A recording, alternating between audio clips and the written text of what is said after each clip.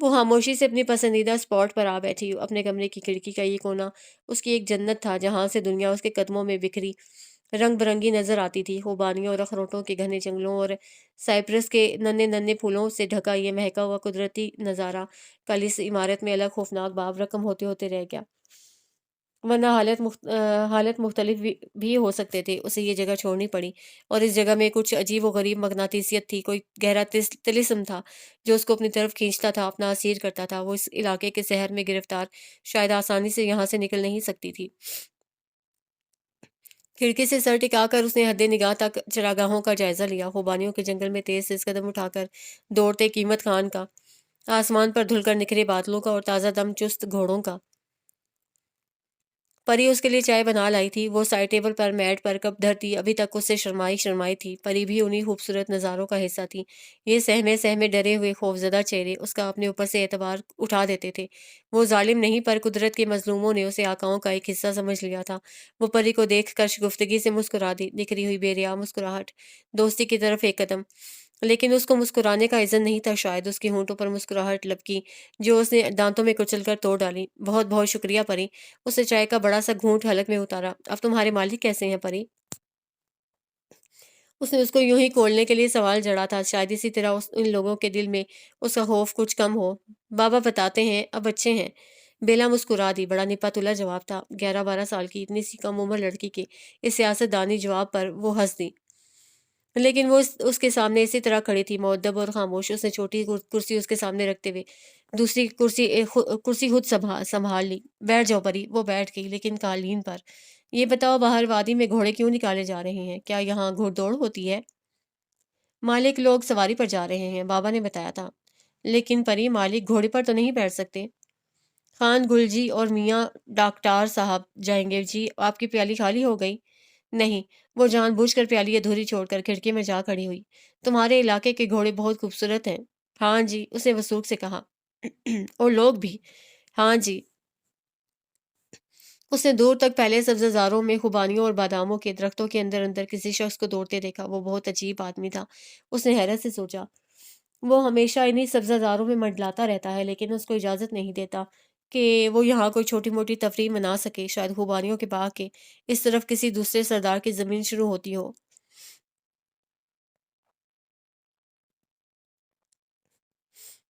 یہ آدمی کہاں جا رہا ہے پری؟ اس نے برصبیل تذکرہ پوچھا تھا۔ پری مؤدب ہو کر آئی، بیلا کے کاندھے کے پیچھے سے اچک کر جھانکا اور ایک دم پیچھے ہو گئی۔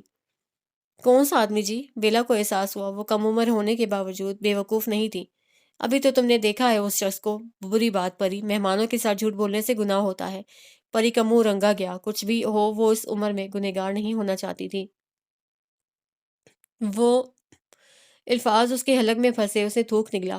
وہ بڑی خطرناک جگہ ہے، وہاں چیتے ہیں، آدم خور چیتے۔ وہ ہماری جاگیر کے چیتے ہیں، ہم نے پالے ہیں، بڑے خونخوار ہیں۔ وہ اپنا پرایا کچھ نہیں دیکھتے۔ تمہیں کیسے پتا؟ سب جانتے ہیں جی۔ تو وہ آدمی وہاں کیوں جا رہا ہے پری؟ چیتے اس کو نہیں کھاتے؟ اس کو نہیں کھاتے جی۔ وہ ہنسی پڑی۔ آخر وہ تو ان کی دیکھ بھال کرتا ہے، ان کا رکھوالا ہے۔ تمہیں کیسے پتا؟ ارے وہی تو میرا بابا ہے جی، وہ بتاتا ہے چیتا بڑا ظالم درندہ ہے۔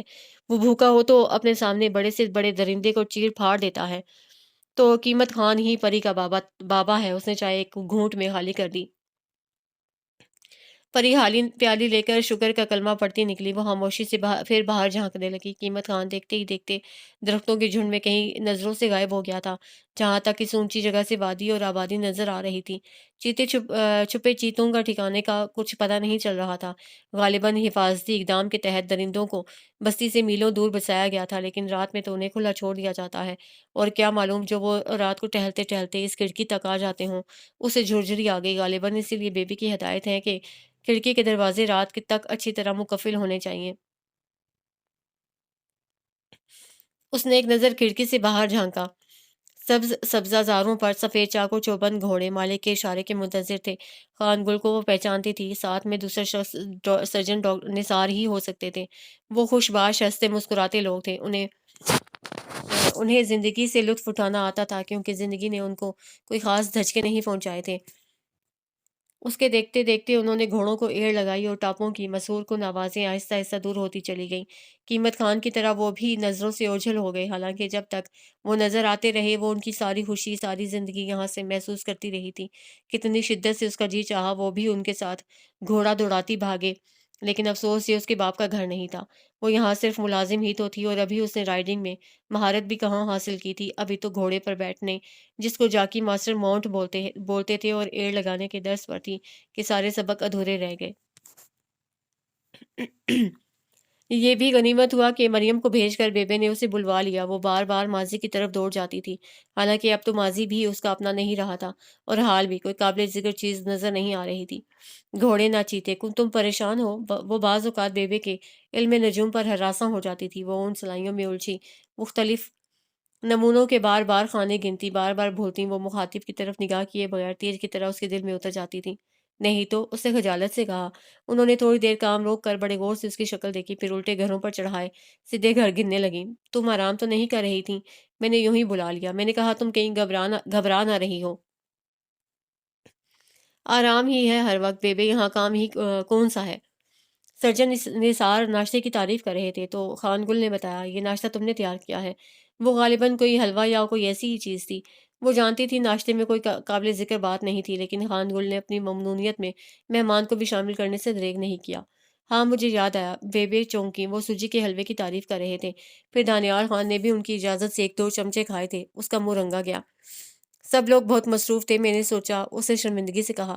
اچھا کیا نا، مجھے تو معلوم ہی نہیں تھا تمہیں پکانے کا شوق ہے۔ تمہارا دل چاہے تو باورچی خانے میں جا کر بنا لیا کرو، میں خستہ خان کو سمجھا دوں گی۔ گو وہ باورچی خانے میں کسی کی مداخلت پسند نہیں کرتے، لیکن ظاہر ہے تمہاری بات اور ہے۔ خستہ خان کو وہ اچھی طرح سمجھ گئی تھی، ہلکے سے مسکرا دی۔ گھٹنوں پر زور دے کر وہ اٹھی اور سلائی ایک طرف پھینکی۔ آؤ تمہیں باورچی خانے لے چلوں۔ وہ معمول کی طرح ان کے پیچھے چل دی۔ اس کو ان کے احکامات کی مسلسل بجا آوری کی عادت سی پڑ گئی تھی۔ کبھی کبھی باورچی خانے میں اچانک چلے جانا چاہیے، انہوں نے اس کو گر کی بات بتائی، تبھی باورچی خانہ صاف ستھرا ملتا ہے۔ خستہ خان کا مددگار ناشتے کے برتنوں کی صفائی میں جتا ہوا تھا۔ خود خستہ خان چولہے پر کسی اہم کھانے کی تیاری میں مصروف لگتے تھے۔ بیبے نے چاروں طرف کا جائزہ لیا، کیبنٹ کھولے، سنک میں جھانکا، پھر وہ کتنی دیر خستہ خان سے مذاکرات کرتی رہیں، نمک، مرچ، ہلدی کی تفصیل، دانیال خان کی خاص خوراک، اور یہ کہ یہ بیلا ہے، اس کا جب جی چاہے باورچی خانے میں آ سکتی ہے۔ وہ ساری زبان سمجھتی تو نہیں تھی، لیکن اس کے سوا بیبے نے اور کہا بھی کیا ہوگا۔ خستہ خان اور بیبے ایک ساتھ بڑبڑانے لگے، وہ ریاست باورچی خانہ کے زوال پر اور یہ دانیال خان کی ضدوں پر۔ جانتی ہوں، میں جو مرضی پکوا کر بھیج دوں، کھائیں گے وہی جو ان کا جی چاہے گا۔ یہ ہلدی کیا فائدہ دیتی ہے، چربی کا کیا فائدہ؟ انہوں نے بڑبڑا کر غالباً دانیال خان کے کبھی کے کئی الفاظ دہرائے ہوں۔ دوپہر کے کھانے پر باورچی خانہ خوب بارونق تھا۔ اسے اجازت ملنے کی خوشی میں پہلا ہی دن جشن مناتے گزرا۔ جو اس کا جی چاہا تھا پکا کر کھلایا۔ گوشت کو پکانے کے معاملات میں اتنی دلچسپی نہ تھی کہ وہ اس کو اپنے لیے تمغہ امتیاز بنا لے، یا زندگی کے سارے خوشگوار لمحے باورچی خانے کی نظر کر دے۔ ابھی اس کا موقع ہی کہاں آیا تھا، ابھی تو کتابوں سے سر نہیں اٹھایا تھا کہ سنگ باری شروع ہو گئی۔ ہاں، کبھی کبھی خوشی کے موقع پر وہ گوشی کے ساتھ مل کر باورچی خانے کا حسن ملیہ میٹ کرتی تھی۔ آج ایک ایسا ہی دن تھا۔ گاربیج کا خالی کین انڈوں کے کھولوں سے بھر گیا، سنک میں چمچ، کانٹے، چھوٹی پلیٹ، بڑا ڈونگا، بڑی پلیٹ، چھوٹا ڈونگا، ہر قسم کے برتنوں کا ڈھیر لگ گیا۔ خستہ خان اس کو گھورتے، اس کی بکھری چیزیں سمیٹتے، آہستہ آہستہ اس عجیب و غریب مہمان میں دلچسپی لینے لگے تھے۔ وہ نوکروں کے ساتھ کام کرتے تیوری چڑھا کر بازو نہیں ہلاتی تھی۔ وہ تھوڑی تھوڑی دیر کے بعد بے ساختہ سی بے تکلفی سے ہنس پڑتی۔ اپنی کوکنگ کی غلطی وہ خستہ خان کے سر نہیں ڈالتی تھی، بلکہ بڑی دلچسپی سے اپنی پلیٹ دیکھ کر خوش ہوتی۔ دوپہر کے کھانے کی پکار پڑی تو خستہ خان پیغام لانے والے پر برس پڑے۔ کیا جلتی ہے، ابھی پکے گا نا؟ ظاہر ہے کھانے کو پوچھنے آنے والے کو بازوؤں کی آستین مروڑ کر وہ باورچی خانے سے باہر دھکا دیتے، اور کہہ بھی کیا رہے ہوں گے۔ انہوں نے بڑی جلدی اپنی وفاداری بیلا بیوی کی طرف موڑ لی تھی۔ درمیان میں بیلا کا لیکچر جاری تھا۔ وہ پلیٹ اٹھا کر اس کی طرف اس وقت تک دہراتی رہتی جب تک خستہ خان خود اپنے منہ سے پلیٹ نہ کہہ دیتے۔ وہ کھانے کی کمرے میں برتن سجانے لگی تو اس نے انگلیوں پر گنا۔ اس کی پشتوں کی وکیبلری 10 تک پہنچ چکی تھی، اتنی ہی اردو کی خستہ خان کی ہوگی۔ بیبے نے بے چینی سے جالی کا دروازہ کھولا۔ جو جاتا ہے خستہ خان اس کو جھاڑ کر بھیج دیتے ہیں، معلوم نہیں کھانے میں کیوں دیر ہو رہی ہے۔ وہ میرا قصور ہے بیبے، اس نے بھولپن سے کہا۔ میں کچھ پنجابی کھانے ٹرائی کر رہی تھی۔ ہاں، بیبے نے بے ساختہ اسے گلے لگا لیا۔ جگ جگ جیو، مقدر والی ہو۔ بیبے کا ٹھنڈا گہرا سانس دعا کی قبولیت کی گہرائی میں اترا۔ وہ نہ چاہتے ہوئے بھی کبھی کبھی بیبے کو اداس کر دیتی تھی۔ وہ کسی بھیانک سی یاد میں غمزدہ ہو جاتی، حالانکہ اس کا قصور بھی نہیں تھا۔ اس کے ہوشدلی سے کام کرتے ہاتھ انہوں نے غالباً سست پڑتے دیکھے اور اپنے آپ کو سنبھال لیا۔ ارے ہاں، کیا میں نے خان سے کہا تھا کہ نثار بھی یہاں ہی کھانا کھائیں گے ہمارے ساتھ؟ وہ غائب دماغی سے بیلا سے سوال کر رہی تھی۔ مجھے یاد نہیں بیبے، شاید کہا ہو۔ اچھا، ان کی پلیٹ بھی لگا دینا، وہ سادہ آدمی ہے، زیادہ تکلف نہیں کرتے۔ بیلا ٹھٹک سی گئی، وہ آزمائشوں سے ڈرنے لگی تھی، پھر بھی اس نے خاموشی سے ان کا میٹ، ان کی پلیٹ اور نیپکن سجا دیا۔ بیبے اوول میز کے کونے پر گھر کی بزرگ خاتون کی طرح بیٹھ کر بچوں کا انتظار کرنے لگی۔ پرورشا جگ اور گلاس لے جاتی پھر رہی تھی کہ کمرے سے باہر ایک طوفان سمجھ گیا۔ بیلا طوفان کا اندازہ لگانے کی کوشش ہی کر رہی تھی کہ بیبے نے جیسے کان لگا کر سنا۔ اوہ، خان گل آ گئے، حسن خان سے کہو روٹی شروع کرے۔ اس نے کھلے دروازے کی طرف دیکھا۔ وہ لوگ چمڑے کے فل بوٹ اور چمڑے کی جیکٹوں میں ہی اندر آ گئے۔ وہ تفریح کے سارے مزے لوٹ کر آئے تھے، اس لیے گھڑ سواری کے لباس میں ہی دندناتے پھر رہے تھے۔ پانی ٹھنڈا اور میٹھا بیبے۔ سرجن نثار پرورشا سے گلاس لے کر سادہ پانی پینے لگے۔ او ہو، صبر تو کرو، میں جوس نکلواتی ہوں۔ بیبے اٹھتی رہ گئیں۔ وہ لوگ گلاس پر گلاس چڑھا کر فارغ ہو گئے۔ ڈاکٹر صاحب، خان گل نے کرسی کی پشت پر ہاتھ رکھ کر کھڑی بیلا کو ایک نظر دیکھا۔ آپ کا بیلا سے تعارف ہے؟ ڈاکٹر صاحب نے ہاتھ روک کر ایک نظر اس کی طرف دیکھا۔ غائبانہ تو ہے۔ وہ کیسے؟ آپ نے خود کروا دیا تھا ناشتے پر۔ وہ جھینپ کر ہنس دی۔ ناشتے کا اچھا مذاق بنا تھا۔ بیبے نے پیار سے اس کی خجالت مٹائی۔ اور تمہیں پتا ہے یہ کھانا بھی بیلا کا بنایا ہوا ہے، کھاؤ گے تو ناشتے کو بھول جاؤ گے۔ تب تو مجھے فوری طور پر کھانے پر پہنچنا چاہیے۔ وہ واقعی چند ہی منٹ میں کپڑے بدل کر واپس آ گئے۔ خان گل بھوک کی بے چینی میں ساری کچی سبزی چٹ کر گئے تھے، آدھی لسی پی چکے تھے اور آدھا رائتا خالی کر دیا تھا۔ سرجن نثار خوش اخلاقی سے مسکراتے ہوئے آئے، اس کے کرسی پر بیٹھ جانے کے انتظار میں کچھ دیر کھڑے اور اس کے بیٹھتے ہی دراز ہو گئے۔ لاؤ بھائی، بسم اللہ، انہوں نے آستینیں چڑھائیں۔ دل جوئی میں غالباً ان کو کمال حاصل ہے، بیلا نے جھینپ کر سوچا۔ اتنا کہ اپنی کلینک چھوڑ کر دوست کی خاطر مدارت کے لیے گھڑی آ بیٹھے ہیں، لیکن بیلا نے سوچا معلوم نہیں وہ ان کے ساتھ کھانا کیوں نہیں کھاتے۔ وہ دونوں ہاتھ بڑھا بڑھا کر ڈونگے گھسیٹ رہے تھے اور زمین آسمان کے کلاوے ملا رہے تھے۔ اتنی بہت سی ہمت افزائی کی اسے توقع بھی نہیں تھی۔ اس نے یوں ہی اپنے علاقے کی طرف سے دوستانہ پیشکش کے طور پر یہ آئٹم رکھے تھے، لیکن داد کی اسے امید نہیں تھی۔ بیبے وقفے وقفے سے مسکراتی، فخر سے اس کی طرف دیکھتی جیسے دیکھو یہ کارنامہ میرا ہے۔ وہ اس محفل میں خوش بھی تھی لیکن خوفزدہ بھی۔ سرجن نثار کی بے حد بولتی طبیعت سے خائف لوگ تھوڑی دیر بولنے کے بعد اس کے ماضی کی طرف آ جاتے ہیں اور تکلیف دہ سوال کر کر کے اس کی طبیعت جینے سے بالکل ہی اچاٹ کر دیتے، لیکن شکر ہوا بہت زیادہ بولنے کے باوجود انہوں نے اسے نشانہ مشق نہیں بنایا۔ وہ خان گل کا مذاق اڑاتے اور اس کو ہمنوا بناتے رہے۔ بہت بہت شکریہ خاتون، انہوں نے نیپکن سے ہاتھ پہنچتے ہوئے اٹھتے ہوئے کہا۔ بچپن کی بہت سی یادیں تازہ ہو گئیں، جب میں اسلامیہ پارک کی گلیوں میں ننگے پاؤں بھاگتا تھا، ایک ہاتھ میں تختی دوسرے میں بستاوا۔ ابھی بھی خوش رہیں؟ آؤ ذرا اس نالائق کو پوچھیں، وہ تو اکیلا بیٹھا عیش کر رہا ہوگا۔ ڈاکٹر صاحب کے تعاقب میں خان گل اٹھا۔ بیبے نے پشت پر پڑے تولیے سے ہاتھ رگڑے۔ ٹھہرو، میں بھی آتی ہوں۔ مرکری کی دودھیا روشنی میں چمکتے ہوئے قیمتی برتنوں میں وہ ایک غیر قیمت سی بیٹھی رہ گئی۔ ابھی وہ تالیاں سمیٹ رہی تھی، گھر کے اہم اور ضروری رکن کی طرح داد وصول کر رہی تھی کہ دیکھتے دیکھتے وہ اکیلی رہ گئی۔ پروشا اور یوسف خان برتن سمیٹنے آئے تو وہ چپ چاپ اپنے کمرے میں چلی آئی۔ واہ واہ کرتے ڈاکٹر صاحب، بے پناہ عزت دیتے خان گل اور فخر کرنے والی بیبے۔ باری باری سبھی اٹھ کر چلے گئے تھے اور وہ تنہا تھی۔ بے شک اسے اپنی تنہائیوں سے سمجھوتا کرنے کا درس لینا تھا، اور یوں بھی وہ ان میں سے ایک تو نہیں تھی، ان کا حصہ تو نہیں تھی، اور وہ خاموشی سے اپنے کام میں مصروف ہو گئی۔ اس کے کام کے اوقات تو مقرر نہیں تھے، جب نظاروں سے گھبرا جاتی تو کام کی طرف آ جاتی، کام سے تنگ پڑنے لگتی تو پتھروں سے بہہ کر آنے والے پانی میں پاؤں ڈال کر بیٹھی رہتی۔ اس کے سوا گڑھی ہی میں مصروفیت کیا تھی؟ وہ شام کی چائے میں شامل نہیں تھی کیونکہ وہ دیوار کی ڈیزائننگ میں مصروف تھی۔ اس نے کتنے فریم بدلے، کتنی تصویریں لگائیں، نظارے جمائے، لیکن وہ دیوار اس رخ تھی کہ کھڑکی سے سورج کی روشنی براہ راست دیوار پر چمک پیدا کرتی تھی۔ اس نے اسٹور میں ایک ریلیف ورک دیکھا تھا۔ ریلیف ورک چونکہ اسپاٹ نہیں ہوتا، اس لیے امکان ہے کہ روشنی اس جگہ سے منعکس ہو کر وہ چمک نہیں پیدا ہونے دے گی۔ چابیاں اس کو یاد آیا، چابیاں تو اس نے بیبے کو اسٹور کی تلاشی کے بعد فوراً واپس کر دی تھیں، اور اس وقت جب وہ شام کی چائے کی معذرت کر چکی ہے اور رات کا کھانا سرو ہونے میں کچھ منٹ باقی ہیں، وہ بیبے کا سامنا نہیں کرنا چاہتی تھی، اور یوں بھی ہوم ورک مکمل ہو چکا تھا۔ اب جب تمتماتا سورج نکلے گا تبھی وہ ریلیف ورک کا شاہکار یہاں اٹکا کر صحیح صورتحال سمجھ سکے گی۔ اس نے سارا کام سمیٹ کر کونے میں جمع کر دیا، دیوار کا یہ حصہ پیمائشوں اور ناپ کے بعد صبح ہی کو پایا تکمیل تک پہنچ سکتا ہے۔ وہ تھک جاتی تو اس کے مددگار سکون کا سانس لیتے، انہیں تو کچھ اور نہیں کرنا پڑتا تھا سوائے پکڑانا اور رکھنا کے۔ وہ مسلسل ایک ہی اکتا دینے والے کام سے گھبرا جاتے۔ وہ گھبرائی نہیں تھی، وہ بزدل بھی نہیں تھی، اس کے باوجود وہ محفل سے کترانا چاہتی تھی۔ شام کی چائے پر اور پھر رات کے کھانے پر ایک محفل جمے گی، لوگ اس کو برابری کے درجے پر لا کر بھی گویا اس پر رحم کھاتے تھے۔ وہ ان کے برابر تھی بھی نہیں، یہ الگ بات کہ وہ سب انسانوں کے برابر ہونے کے کتابی فلسفے کا عمر بھر پرچار کرتی آئی تھی۔ اس سے قبل کے رات کے کھانے پر بلایا جاتا، اس نے پری کو کہلا بھیجا تھا، بیبے سے کہہ دینا میرے سر میں شدید درد ہے، میں کھانا نہیں کھانا چاہتی، میں جلدی سوں گی۔ پری چند قدم دور نکل گئی تو اسے خیال آیا، اس نے اپنے پاؤں پر آپ کو لہاڑی ماری تھی۔ سر درد کا حال سن کر سرجن نثار ضرور آئیں گے، حالانکہ وہ ایسے احباب سے ہی تو چھپ رہی تھی، لیکن یہ اس کی خوش فہمی ہی ثابت ہوئی۔ پری ہتھیلی پر دو سر درد کے ٹکیوں کے سوا کچھ بھی نہیں لائی۔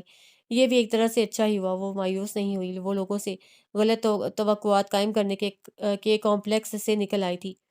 جب وہ ان جیسی نہیں تھی تو ان کے درمیان ایک آؤٹ سائڈر کی حیثیت سے محفل کو بدمزہ کرنے سے حاصل، اس نے بستر پر لیٹ کر خاموشی سے اپنی کتاب اٹھا لی۔ یہ کتاب مریم نے کہیں سے حاصل کی تھی اور اس کو تحفے میں ہمیشہ کے لیے بخش دی تھی۔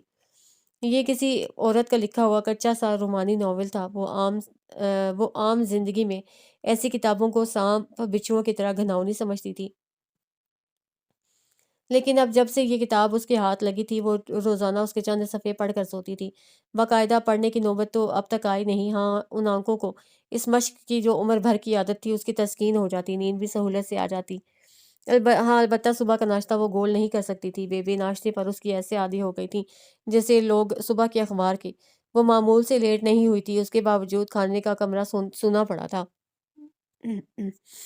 وہ تیزی میں پلٹ کر بیبے کے کمرے میں آ گئی۔ بیبے آتش دان کے سامنے ماضی میں گم اپنے پسندیدہ پوز سے چونکی۔ تم کچھ ٹھیک ہوئی ہو؟ تم نے تو مجھے پریشان ہی کر دیا۔ کیسی ہو آپ؟ میں ٹھیک ہوں۔ وہ شرمندہ سی ہو گئی۔ یوں ہی سر درد تھا۔ میں تو سوچتی رہی کیا کروں تمہارے پاس آؤں، پھر میں نے سوچا تم تنگ ہوگی۔ سرجن تو تھے نہیں، میرے پرس میں ان کی گولیاں پڑی تھیں۔ سرجن کہاں گئے؟ وہ تو چلے گئے واپس۔ وہ اپنی بدگمانی پر شرمسار ناشتے میں مگن ہو گئی۔ آپ پراٹھا کھا لیں گی؟ وہ روز کی طرح ان کی خاطر مدارات پر کمر کس کے آ گئی۔ ہاں، کیونکہ میں نے بھی رات کا کھانا نہیں کھایا، تنہا کیا کھاتی۔ واقعی ہم کبھی کبھی زیادتی کی حد کر دیتے ہیں، اپنی ذات کے بارے میں ہماری اتنی بدگمانیاں لوگوں کو اتنا نقصان پہنچاتی ہیں۔ اسے فرضی درد والے سر کو ہلکے سے چھوا، اگر وہ اتنے اہتمام سے جھوٹ نہ بولتی تو بہت سی کوفت سے بچ جاتی۔ اور خان گل، ان کا کیا بنا؟ وہ سیلانی آدمی، ان کا کیا بھروسہ؟ سرجن نثار کے ساتھ ہی نکل گئے۔ وہ لوگ دوپہر کو چلے گئے تھے، کھانا کھاتے ہی تم اپنے کمرے میں چلی گئی تھی، تمہیں پتہ نہیں چل سکا۔ یہ سزا ٹھیک رہی۔ اس نے پراٹھا کھاتے اپنی سزا کو خود ہی جائز قرار دیا۔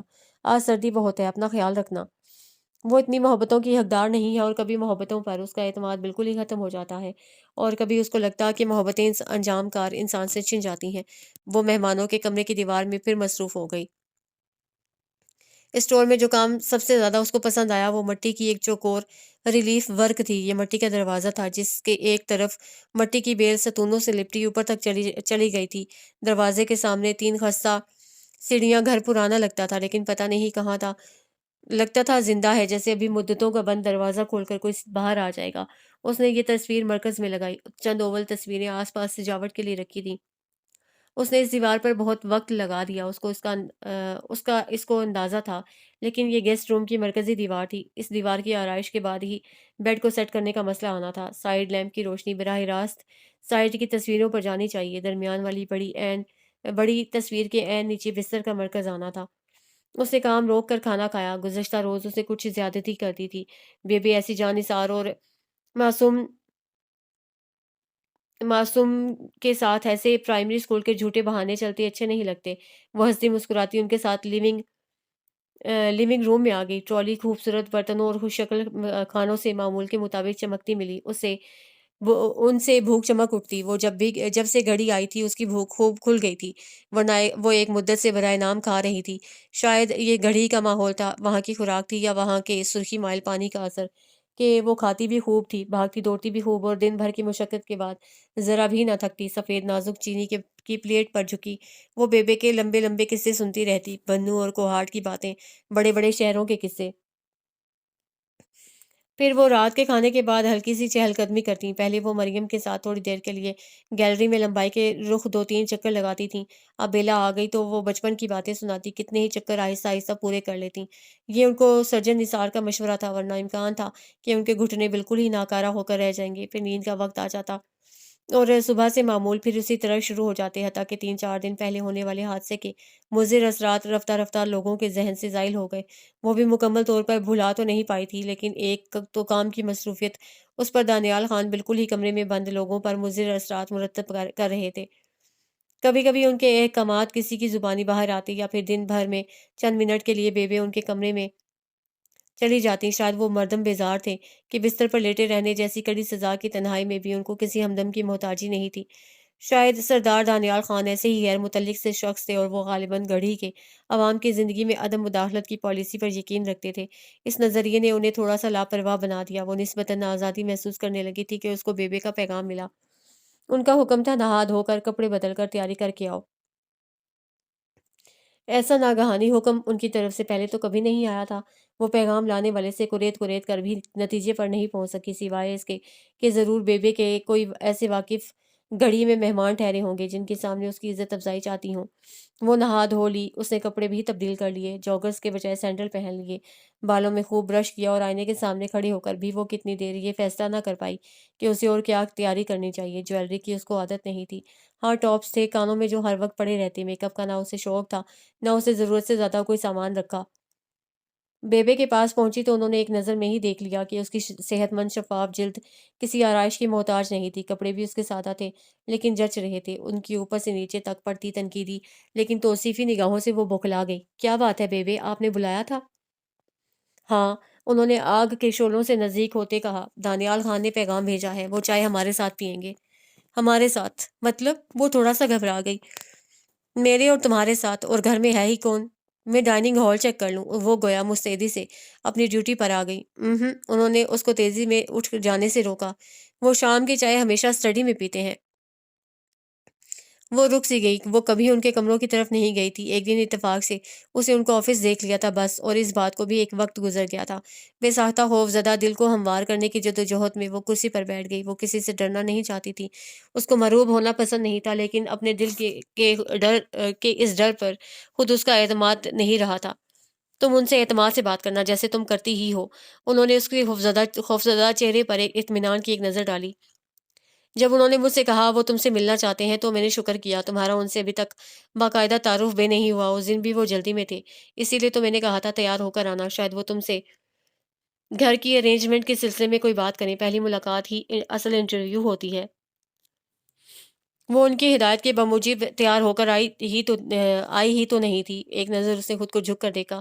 اچھا ہوا وہ کسی غلط فہمی میں میک اپ وغیرہ کر کے نہیں آئی۔ وہ ان کے سامنے کیسی اچھی سی لگتی، لپسٹک اور بلشر کے ساتھ، حالانکہ وہ گریس اور مٹی میں اچھی طرح لتڑا اسے دیکھ ہی چکے تھے۔ وہ چائے کتنے بجے پیتے ہیں؟ انہوں نے 6 بجے بلایا ہے، انہوں نے معقول اور مختصر جواب دیا۔ بے ساختگی میں اس کی نظر دیوار پر لگے سنہری کلاک پر پڑی۔ اس کا مطلب تھا اس کے پاس ایک گلاس پینے کا بھی وقت نہیں۔ انہوں نے اپنی سلائیاں سمیٹ کر اون کے گولے لکڑی کے فریم والے تھیلے میں ڈالے۔ یہ تھیلا بیبے کا ایک لازمی جز تھا۔ وہ خاموشی سے ان کے تھیلے پر بنی مسکراتی چینی عورتوں کو دیکھتی رہی۔ نکلنے سے پہلے انہوں نے کسی کو آواز دے کر کوئی چیز منگوائی۔ بیلا کتنی دیر منتظر رہی، لیکن مریم نکلی تو ان کی گرم چادر کے ساتھ انہوں نے وقار سے اپنے کندھوں پر ڈالی اور اس کے ساتھ چلنے لگی۔ غالباً بیبے دانیال سے ملاقات کے وقت خود بھی بہت محتاط ہوتی ہیں اور دوسروں سے بھی یہی توقع کرتی ہیں۔ راہداری پار کر کے ان کی رفتار تیز ہو گئی، یا بیلا کے قدم سست پڑنے لگے۔ ان کے آفس کے نیچے تیز قدم سیڑھیاں اترتے ہوئے اسے محسوس کیا کہ وہ اوپری سیڑھی پر جم سی گئی ہے۔ ان کے گمان میں وہ ان سے مرعوب ہو رہی تھی، ان کی بے پناہ شخصیت کے سحر سے مسحور ڈگمگا رہی ہے۔ آؤ نا، انہوں نے 2 قدم نیچے جاتے رک کر کہا۔ وہ آہستہ آہستہ قدموں سے ان کے اٹھتے قدموں کے تعاقب میں آتی 15 16 سیڑھیوں کے مرکز میں بچھے قالین پر اس کا پاؤں کتنی مرتبہ اسے لگا رپٹ جائے گا۔ آگے آگے جا کر بیبے نے تقدیر کی طرح بند دروازے پر دستک دی اور غالباً جواب کا انتظار کیے بغیر ہینڈل نیچے کر کے داخل ہو گئیں، اور وہ ان کی ہمراہی میں ان کے پیچھے پیچھے۔ کمرے میں داخل ہوتے ہی اسے محسوس ہوا وہ نوادرات اور عجائبات کی دنیا میں داخل ہو گئی ہیں۔ سارا کمرہ لکڑی کے پینل ورک سے مزین تھا۔ دیواروں کے شوکیس میں جہان بھر کی قیمتی اور منفرد چیزیں سجی ہوئی تھیں۔ لمحے بھر میں اسے احساس ہوا وہ نہایت حساس پسند رکھنے والے شخص کے کمرے میں داخل ہو گئی ہے۔ آخا دانیال خان! بیبے لپک کر ایک کونے کی طرف چلیں۔ آتش دان میں لکڑیوں کی دہکتی آگ کے سامنے وہ کرسی پر دراز زخمی پاؤں کمبل میں چھپائے آگ پر نظریں جمائے تھے۔ ان کی آنکھیں کچھ سوچتی کسی مسئلے میں غرق لگ رہی تھیں۔ وہ اپنے پیچھے کھلے دروازے کو بند کر کے جیسے انہی عجائبات کا ایک حصہ بن گئی تھی، خوبصورت اور قیمتی لیکن جامد۔ انہوں نے غالباً دروازہ کھلنے کی کسی کی اندر آنے کی چاپ ہی سنی ہی نہیں، یا آنے والے ان کی نظر میں اتنے اہم نہیں تھے کہ وہ اپنے بلند خیالوں سے پلٹ کر ان پر نظر کر سکیں۔ وہ اس محویت سے آگ پر نظریں جمائے رہے۔ بیبے نے جیسے روز کی عادت کے مطابق پذیرائی کے بدلے سرد مہری وصول کر کے اپنے لیے کوئی جگہ پسند کر لی۔ وہ وہیں ہچکچا کر اپنی توہین سمیٹتی پھری۔ دانیال خان، یہ بیلا ہیں۔ انہوں نے گردن گھمائے بغیر کہا، گویا ہیں تو ہوا کریں۔ ان کی نگاہیں آگ پر مرکوز تھیں اور سوچتی ہوئی ذہین آنکھیں کوئی جالا سا بن رہی تھی، جیسے آتش دان کی اسکرین پر کوئی پسندیدہ منظر دکھایا جا رہا تھا اور دنیا کی دلچسپیاں اس کے سامنے ہیج تھیں۔ بیٹھ جاؤ بیلا۔ بیبے نے چند لمحے اس ناخوشگوار سے استقبال کو سمجھنے میں صرف کیے، پھر اس کے لیے اپنے نزدیکی صوفے پر جگہ بنا لی۔ بیبے دانیال خان کے سامنے پڑے صوفے پر آرام کے موڈ میں آ بیٹھی۔ اس کے حصے میں جو جگہ آئی وہ دانیال خان کے آتش دان سے بائیں طرف تھی۔ وہ بیٹھتے ہوئے ہچکچا سی گئی۔ اگر دانیال خان آگ سے نظر اٹھا کر دیکھیں گے تو وہ سیدھی ان کی تنقید کی زد میں آ جائے گی۔ بیبے کی پیش کردہ کرسی اسی طرح خالی پڑی تھی اور غالباً بیبے اس کی کشمکش بھی سمجھ رہی تھی۔ یہ والی کرسی ادھر لے لو بیلا۔ انہوں نے نسبتاً محفوظ ٹھکانے کی طرف اشارہ کیا تھا۔ ان کے لیے جگہ بنانے کی ضرورت نہیں، یہ تو دوسروں کو جگہ دیتی ہیں۔ بیبے چونکی۔ انہوں نے آتش دان سے نگاہ اٹھا کر پہلی مرتبہ غور سے اس کی آنکھوں میں دیکھا۔ وہ بیبے کے ساتھ والی کرسی پر بیٹھتی جھجک گئی۔ آج ان کی آنکھوں کے ساتھ ہونٹ بھی مسکرا رہے تھے۔ اس نے پہلی مرتبہ ان بے پناہ مصروف رہنے والی آنکھوں سے چاندنی ایسی جھلملاتی روشنی لپکتی دیکھی۔ کیا پنجاب میں لوگ بیمار کی عیادت کو نہیں جاتے؟ وہ سن سی ہو گئی۔ ان کے پاس صبح کی اس تفریق کا کوئی جواب بھی نہیں تھا۔ اس نے خاموشی سے آنکھیں جھکا لیں، لیکن شاید جواب اس پر فرض تھا۔ لیکن وہ جواب بھی کیا دے؟ اس نے آنکھیں اٹھائیں۔ دانیال خان کی گہری عمیق نظریں گویا جواب طلبی کے لیے اس پر گڑی ہوئی تھیں۔ پتہ نہیں وہ اب بھی سنجیدہ تھے یا اس کا مذاق اڑا رہے تھے۔ لمحوں کے لیے اٹھائی پلکیں اسے واپس گرا لیں۔ یا آپ مجھے زخمی کر کے جشن منا رہی ہیں؟ اب ان کے ہونٹوں پر سے وہ موہوم سی مسکراہٹ بھی غائب ہو چکی تھی، لیکن اپنی بات منوا لینے والی نگاہیں اس پر گاڑے وہ ابھی تک جواب کے منتظر تھے۔ بیبے نے ایک حیرت بھری نظر دانیال خان پر ڈالی۔ ان کا یہ رویہ غالباً ان کے لیے نیا نہیں، عجیب ضرور تھا۔ کیا مطلب؟ انہوں نے قطعی کچھ نہ سمجھتے ہوئے بیلا کا سہارا لیا۔ اس کو کہتے ہیں نیکی برباد، گناہ لازم۔ کیا مطلب؟ بیبے نے دوبارہ سوال کیا، لیکن ان دونوں میں سے کسی کی طرف سے جواب نہیں آیا۔ مجھے دراصل پتہ نہیں تھا آپ کا کمرہ کہاں ہے۔ اس نے اپنے پرانے اعتماد کو بحال کر کے اس کی تماشا بناتی نگاہوں کا سامنا کیا۔ وہ بزدل نہیں تھی بہر کیف۔ واہ، آپ پنجاب سے گڑھی تک کا راستہ تو ڈھونڈ نکالتی ہیں اور گڑھی سے 10 کلومیٹر دور واک کرتی نکل جاتی ہیں، اور میرا یہ کمرہ قطب شمالی میں ہے شاید۔ وہ پھر مسکرا رہے تھے، اور اس مسکراہٹ سے وہ کیا مطلب نکالے اس کی سمجھ سے بالا تھا۔ وہ اس کی اوقات جتا رہے تھے۔ اس کو نوکری کی طرف دھیان دینا چاہیے بس۔ وہ یہاں نوکری کرنے آئی تھی، پکنک پارٹیاں منانے، جنگلوں کی سیر کرنے نہیں۔ اتنا تو وہ خود بھی آگاہ تھی۔ یا وہ بیبے کے بقول عادتاً مسکرا رہے تھے، حالانکہ ان کا چہرہ اس سے بالکل مختلف تاثر چھوڑتا تھا۔ اس کا قصور نہیں ہے، دراصل ہم لوگ ہی۔ بیبے نے بات کی تمہید باندھی۔ انہوں نے اپنی کرسی سے سر ایک جھٹکے سے بیبے کی طرف موڑا۔ کیا ان سے جب بھی کوئی سوال کیا جائے جواب آپ دیں گی، یا آج کے لیے یہ رعایت ہے؟ ان کے لہجے میں کاٹ کے باوجود بیبے کے لیے احترام تھا، اور یہ احترام شاید صرف بیبے کے لیے ہی تھا۔ وہ ایک دم چپ ہو گئیں۔ یہ غالباً دانیال خان کی ان رویوں کی عادی ہیں۔ وہ ناواقف تھی، نا عادی۔ بیبے نے ایک نظر بے بسی سے بیلا کی طرف دیکھا۔ وہ شاید اس امتحان میں فیل ہو جائے، حالانکہ کتنا تو اس کو پڑھا سمجھا کر لائی تھی، اور آج تو بیلا جیسی پرسکون اور صابر لڑکی بھی ضدی ہو رہی تھی۔ کیا حرج تھا اگر وہ معذرت کے دو بول کہہ دیتی؟ اس کی نوکری جانے سے زیادہ ان کو اپنے ساتھ کے چھٹ جانے کا ملال تھا۔ بیلا اب تک اس گھر میں اور ہی انداز میں رہی تھی، اس کو اب تک اس مالکانہ لہجے کا سامنا نہیں کرنا پڑا تھا، اور شاید اس لیے بھی کہ اب تک اس کا سابقہ مالکوں سے پالا ہی نہیں پڑا تھا۔ باقی سب گھر کے افراد بھی اسی کی طرح تھے، بے بس، بے سہارا، کسی اور کے گھر میں سہارے کے متلاشی۔ اس کی پھسلتی نگاہ اس ٹارگٹ پر آ جمی جہاں کچھ دیر پہلے نظریں گاڑے دانیال خان کم بے ضرر اور کم تکلیف دہ لگ رہے تھے۔ انہوں نے ایک نظر بیلا کی نظروں کے تعاقب میں اس سمت دیکھا۔ آپ لوگ آگ کے پاس آ جائیے، باہر کافی سردی ہے۔ وہ اب بالکل سنجیدہ تھے، اپنے سابقہ رویوں کے برعکس خوش اخلاق اور مہمان نواز۔ بیبے نے احکامات کی تعمیل کے عادی شخص کی طرح ایک جھٹکے سے اپنا تھیلا اٹھایا اور آتش دان کے پاس ایک نچلی سیٹی پر آ بیٹھی۔ تم یہاں آ جاؤ بیلا۔ انہوں نے اپنے نزدیک کی جگہ اس کے لیے عادتاً ہی خالی کی، حالانکہ وہ دیکھ چکی تھیں کہ اب ان کو اس کا اختیار نہیں رہا۔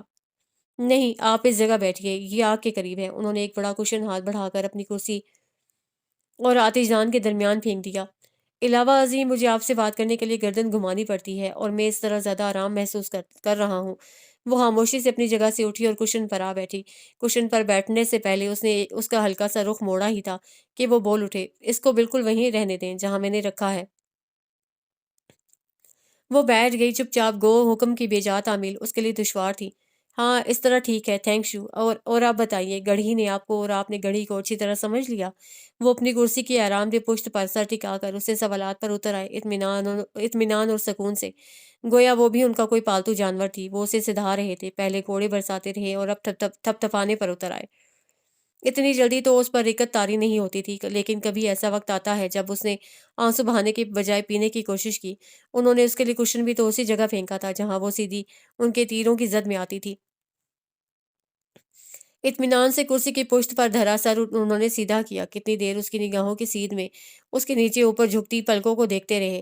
کیا میں نے کوئی ایسی بات کہہ دی بیبے جس سے دل شکنی کا کوئی پہلو نکلتا ہو؟ وہ اب کہیں سے نہیں مسکرا رہے تھے۔ آئی ایم سوری بیبے، آپ ہمیشہ منع کرتی ہیں اور میں ہمیشہ بھول جاتا ہوں۔ بیبے اس نئی صورتحال سے گھبرا گئی تھیں۔ میرا خیال ہے بیلا عادتاً ہی خاموش ہے، یہ نسبتاً کم گو ہے اور شاید نازک بھی۔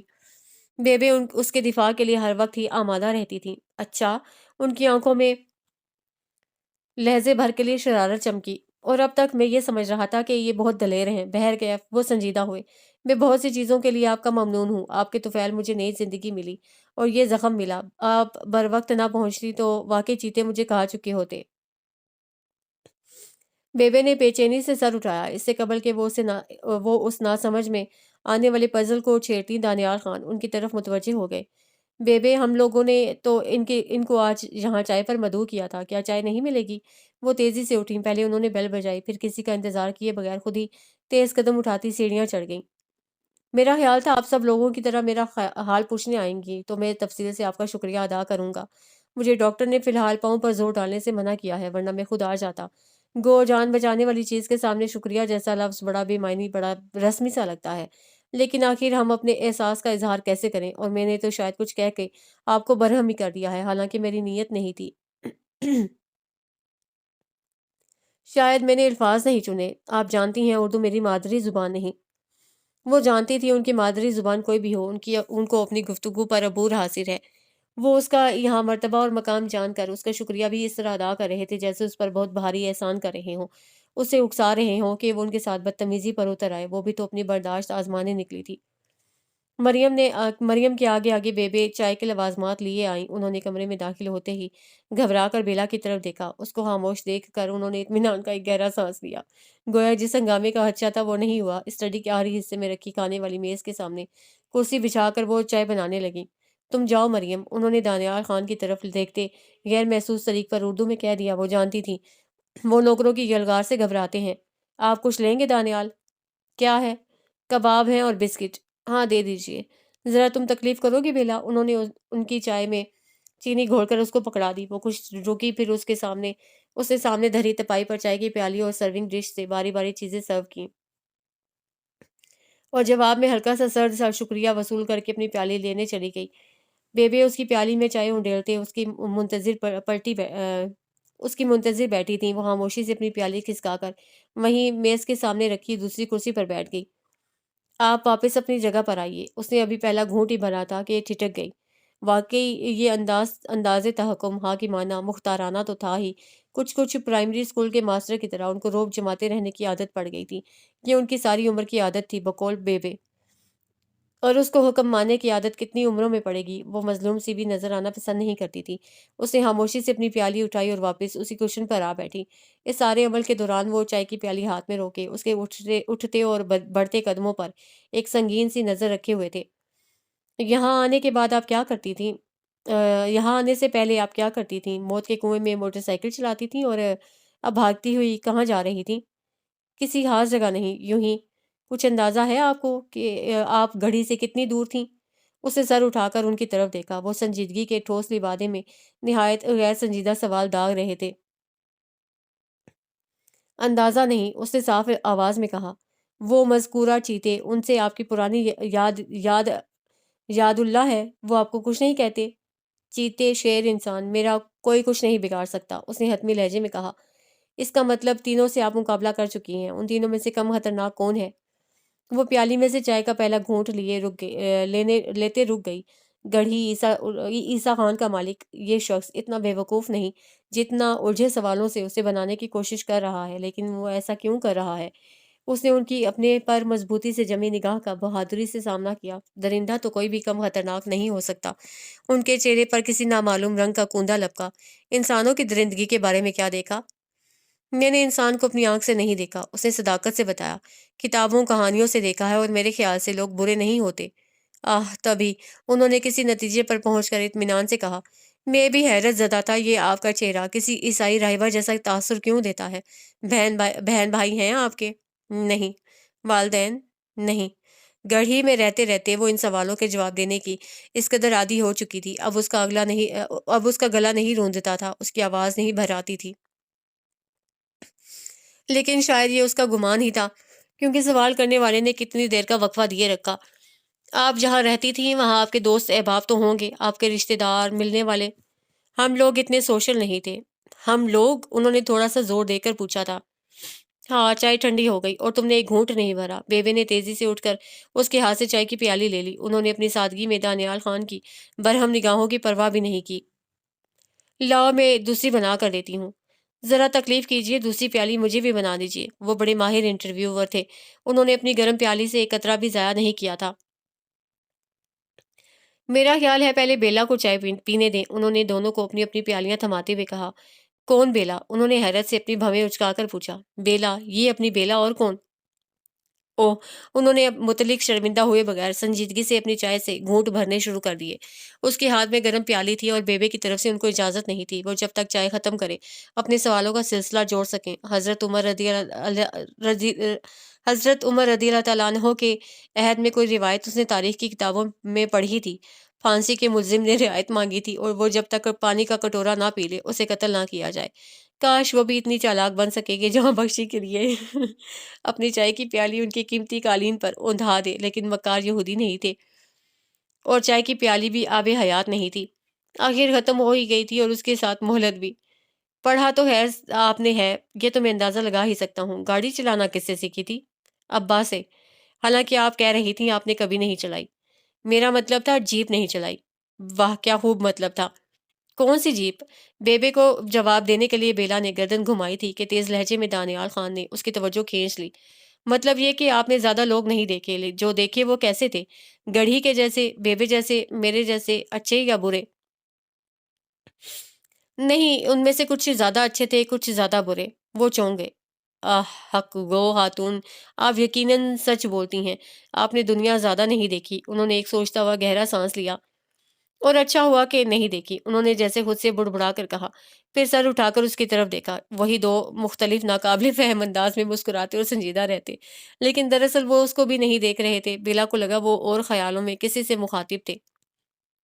آپ کی دنیا بہت شاندار ہے، لوگ مخلص ہوتے ہیں، سچ بولتے ہیں، سچی محبت کرتے ہیں، اور سچی نفرت، ایماندار ہیں، حق گو ہیں، کسی پر ظلم نہیں کرتے بلکہ ظلم ہونے بھی نہیں دیتے، اور دنیا داری کے ہر جھمیلے سے آزاد ہیں۔ سو بی بی طارق الدنیا، پاکیزہ نند اور دوشیزہ، خدا کرے آپ کی یہ احمقوں کی جنت کبھی مسمار نہ ہو۔ انہوں نے غالباً بطور خاص یہ سارے فقرے انگریزی میں ادا کیے۔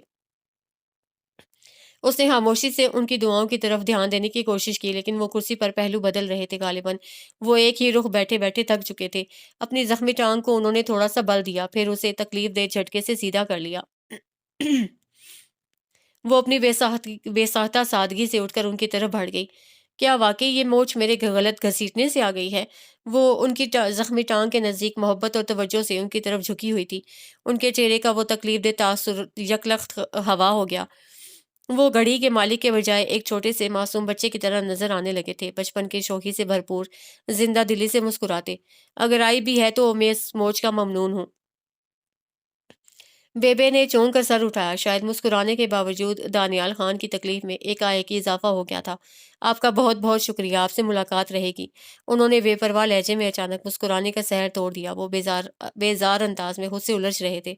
اگر بیبے اس کی کونی پکڑ کر اس کو چلنے کا اشارہ نہ کرتی تو وہ قیامت تک نہ سمجھ پاتی کہ انہوں نے محفل برخواست کر کے ان کو چلے جانے کا حکم دے دیا ہے۔ چمکتی سنہری وادی کا سبزہ ہلکی دھوپ میں کی روشنی میں دمک رہا تھا۔ پہاڑ کی چوٹی سے وادی ہمیشہ اپنے قدموں میں بکھری گری پڑی نظر آتی ہے، جیسے آپ کائنات کی اہم ترین تخلیق ہے اور ساری دنیا خدا تعالیٰ نے صرف آپ ہی کے لیے پیدا کی ہے۔ طویل اور شدید کشمکش کے ایک آزمائش دور سے کامیاب نکلنے کی خوشی آپ کو اس فتح سے دوچار کر سکتی ہے۔ سب کچھ اس کے قدموں میں تھا، حتیٰ کہ اخروٹوں کے دیوقامت درخت کی چوٹیاں اس کے پیروں کو چھو رہی تھیں، ہلکے پھلکے ہو کر آسمان میں اڑ جانے کی مسرت اس کی رگ رگ میں پہلی دفعہ اتری تھی۔ دانیال خان کے انٹرویو سے بیبے کی رپورٹ تک 3 دن میں وہ 100 بار جی تھی، 100 بار مری تھی۔ معلوم نہیں دانیال خان نے کیا فیصلہ کیا تھا۔ پتہ نہیں وہ یہاں رہے گی یا اس کی چھٹی کر دی جائے گی۔ پہلے ان سے یہ کشمکش اسی طرح چلتی انٹرویو کے کلائمیکس تک آن پہنچی تھی اور دانیال خان نے چالاک مصنف کی طرح فیصلے کا حق محفوظ کر لیا تھا کہ تیسرے دن بیبے نے بیسمنٹ کی سیڑھیاں چڑھ کر اعلان کیا تھا، دانیال خان کا کہنا ہے تمہاری تنخواہ تم سے پوچھ کر مقرر کر دی جائے اور تم مشرقی حصے سے کام شروع کرو۔ بیبے کے انداز میں لاپرواہی اور بے نیازی سی تھی، جیسے انہیں اس واقعے سے بہت زیادہ دلچسپی نہ ہو، یا شاید انہیں علم تھا کہ فیصلے میں کتنے بھی دن لگے انجام کار ایک دن فیصلہ یہی ہوگا۔ انہیں اس کے خوشی سے جھلملاتے چہرے نے حیرت زدہ کیا۔ نہ اطمینان کی گہری سانس نے انہوں نے کھڑکی سے باہر جھانک کر اس کو کتنی مرتبہ بے تابی سے ٹہلتے اور بے چینی سے پھرتے دیکھا تھا، لیکن ان کے چہرے پر ایک غضب کا اطمینان تھا۔ انہوں نے بلائنڈز موڑی اور شیشے کے پٹ چوپٹ کھول کر اس کو دیکھا۔ موسم ٹھنڈا نہیں، تم گرم کپڑے زیادہ نہیں پہنتی، کیا بات ہے؟ اور ہاں معاف کرنا میری کوتاہی، میں نے پچھلے ماہ کی تنخواہ بھی نہیں دی اور عنقریب دوسرا مہینہ شروع ہو جائے گا۔ خان اس سلسلے میں مجھ پر برہم ہو رہے تھے۔ وہ اس قسم کی بے پروائیوں کے سخت خلاف ہیں۔ میں نے ان سے معذرت کر لی۔ وہ حیران سی ہو گئی۔ وہ برہمی کا ذکر ایسے کر رہی تھیں جیسے ان کے نزدیک یہ بھی ان کا بہت بڑا انعام ہو اور معذرت کرنا ان کا روزمرہ کا معمول۔ وہ ہمیشہ کی طرح فکروں کی ترتیب اور موضوع کو دھیان میں رکھے بغیر بے ربط بول رہی تھیں۔ میرا خیال ہے تم اپنی تنخواہ کے سلسلے میں خود ان سے کہہ دینا۔ نہیں بیبے، وہ بوکھلا سی گئی، مجھے کچھ نہیں کہنا، آپ اپنی مرضی سے طے کر لیں اور ان سے کہہ دیں۔ نہیں بیبے، وہ بوکھلا سی گئی۔ ارے تم بھی دانیال خان سے ڈرتی ہو؟ وہ ڈرنے والے آدمی تو نہیں، وہ بہت خوش خلق ہیں۔ چلو خیر، میں ہی ان سے بات کر لوں گی۔ تم زیادہ دیر باہر نہیں ٹھہرنا۔ کھڑکی کے پٹ اس پر بند ہو گئے، لیکن قسمت کے کھل گئے تھے۔ وہ کتنی دیر وادی میں اوپر سے نیچے دور تک بہنے والی پہاڑی نالے کی ناشتی گاتی رفتار دیکھتی رہی۔ آج سے دنیا اس کے لیے بدل رہی تھی۔ 3 قیامت کے دن گزر ہی گئے اور جتنے دن طول پکڑ رہے تھے اتنا اس کا صبر جواب دیتا جا رہا تھا۔ اور یہ اتفاق ہی تھا کہ اس خوشی میں شریک ہونے والا جو پہلا شخص اس کو نظر آیا، اس کو لگا وہ دراصل اس کا انتظار کر رہی تھی۔ پہاڑی نالے کی تنگ راہداری جو لمبے راستے سے اوپر تک آتی تھی، اس نے کسی موٹر سائیکل سوار کو تیز رفتاری سے اوپر آتے دیکھا۔ وہ اسی رفتار سے نیچے کی طرف دوڑنے لگی۔ اس نے ابھی اتنے قدم نہیں اٹھائے تھے کہ موٹر سائیکل راستہ عبور کر کے اس تک پہنچ گئی۔ خان گل، مجھے جاب مل گئی۔ وہ اس کو وادی سے نیچے دوڑتا دیکھ رہا تھا اور دوڑتے ہوئے اس کے چہرے پر پھوٹتی بے تحاشا خوشی بھی اس سے چھپی نہ رہ سکی۔ اس نے موٹر سائیکل اس کے نزدیک روکا اور مسکرایا، لیکن اس کے پہلے فکرے نے ہی اس کے مسکرانے کا مزہ کرکرا کر دیا۔ وہ حیرت سے اس کی خوشی سے سرخ پڑتے چہرے کی خوشی کا مفہوم نکالتا رہا۔ کہاں مل گئی؟ یہیں گڑی میں، اور کہاں؟ کیا مطلب؟ خان گل اس کے پاگل پن کو سمجھنے سے بالکل قاصر نظر آ رہا تھا۔ بھئی میں نے یہاں اپلائی جو کیا تھا، دانیال خان نے مجھے سلیکٹ کر لیا ہے۔ لاہور بڑا، اسے گہرا سانس لیا۔ تم بھی کیا چیز ہو لیلا، وہ بے ساختہ ہنستے ہوئے بولا۔ صرف پہلی ملاقات میں مجھے 1 منٹ کے لیے شبہ ہوا تھا کہ تم عقل مند لڑکی ہو، اس کے بعد تم نے مجھے ہمیشہ مایوس کیا ہے۔ اس کا مطلب ہے آپ کو میری خوشی سے کوئی خوشی نہیں ہوئی؟ خوشی کیسی؟ ہمیں تو یقین تھا آپ کی کامیابی کا، اور دانیال خان کی کیا جرأت کہ آپ کو ریجیکٹ کریں۔ وہ اپنی کامیابی پر ہنسی۔ واقعی کبھی کبھی ہم اپنے آپ کو کتنا کمزور تصور کرتے ہیں۔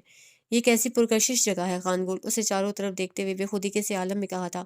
اتنی جلدی میں یہاں سے چلے جانے کے تصور سے پریشان ہو رہی تھی، حالانکہ مجھے ابھی یہاں آئے دن ہی کتنے ہوئے ہیں، پھر بھی ایسا لگتا ہے جیسے میں یہاں ہمیشہ سے رہتی تھی۔ یہ پہاڑ، یہ سبزہ دریا، اگر ایک لمحے کے لیے بھی میں اس وادی سے الگ ہونے کا تصور کروں تو مجھے خوف آنے لگتا ہے۔ کہیں یہ جنموں والا چکر تو نہیں؟ وہ خوش خلقی سے ہنس پڑا۔ تم کتنے غیر سنجیدہ ہو خان گل۔